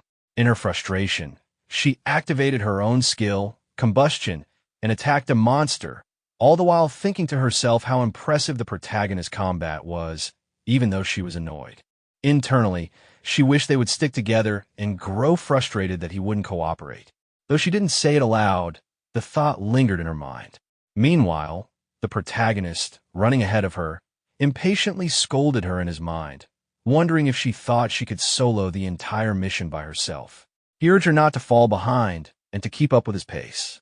The red-haired girl, Hong Yunhwa, hesitated for a moment but then agreed to follow the protagonist's orders, responding awkwardly as if unsure but willing to cooperate. As she looked at the protagonist, she grew suspicious. She thought to herself that something fell off during the entire mission. He hadn't once hesitated or paused. He was charging forward without giving it a second thought, as if he had completed this exact mission hundreds of times before. Without warning, the protagonist suddenly stopped and told her to hold up. He pointed toward a tunnel in the distance and questioned whether it was a burrow. Curious, he suggested that they should take a closer look. Examining the entrance, Hong Yunhwa concluded that it was likely a goblin burrow because of its small size, too tiny for a person to crawl through. The protagonist, confident in his approach, told her to check it out anyway. Startled, She hesitated and asked if she really had to go. The protagonist gave her a threatening look, implying that she could handle it and pushing her further. Feeling pressured, she nervously agreed and decided to crawl into the hole, though reluctant. Watching her enter the burrow, the protagonist was confused. He hadn't expected her to physically go inside. He had only meant for her to cast a fire spell inside from outside. As she crawled in, a yellow light suddenly burst from the tunnel. The protagonist noticed it and wondered aloud what that glow was. Before anyone could react, the tunnel exploded. The protagonist, unfazed, commented that such fiery explosions were typical in a dungeon like Ruby Tower. After the dust settled, Hong Yunhua crawled out of the burrow, rubbing her face in frustration. She complained about the ordeal, wondering why she was putting herself through this, yet resignedly admitted that dungeon crawling often led to such chaotic moments. Standing up, she expressed relief that they had found the goblin burrow in time and that they managed to eliminate the goblins before they could escape. Just then, the system notification informed them that only one monster remained. The protagonist noted this and said that they only needed to defeat the final boss to complete the mission. However, before they could react, a dangerous monster suddenly appeared from behind them. The protagonist quickly grabbed Hong Yunhua and warned her not to lose focus in a dungeon. Feeling awkward, she apologized, blaming the explosion for possibly alerting nearby monsters. The large boss monster now stood before them. The protagonist explained that this must be the dungeon's boss and reassured her that since they had to fight him anyway, it was a good opportunity. He encouraged her to stay sharp, promising that the battle would be manageable if they attacked together. Observing her, he thought to himself that she still seemed shaken and partially blamed himself for that. He resolved to help boost her confidence. With that in mind, he surprised her by telling her to take the boss on solo.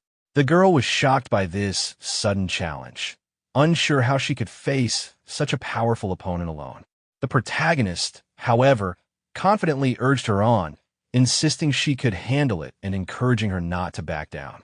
Motivated by his words, she bravely stepped forward and accepted the challenge, saying she'd give it a try. Inside, the protagonist smiled to himself, eager to see her true potential and silently cheering her on to prove her worth. The girl then positioned herself for an attack, gathering magical energy at the tip of her wand. The protagonist, watching closely, thought to himself that this was her moment to show her real strength. She activated her skill, Overheat, and launched the attack. The monster, instantly irritated by the sudden strike, charged toward her in anger. Seeing the monster's reaction, Hong Yunhua panicked, thinking about how fast it had retaliated. She questioned when it could have moved so quickly. As the monster raised its weapon to strike, she felt desperate not to lose. Fueled by determination, she jumped into the air, activating her next skill, Flame Orb, and launched an attack directly at the monster. Seeing the attack hit the monster perfectly, she felt a rush of excitement and satisfaction, believing that she had struck it dead on. But to her dismay, the monster barely flinched. It reappeared from the explosion, seemingly unharmed and ready to attack again.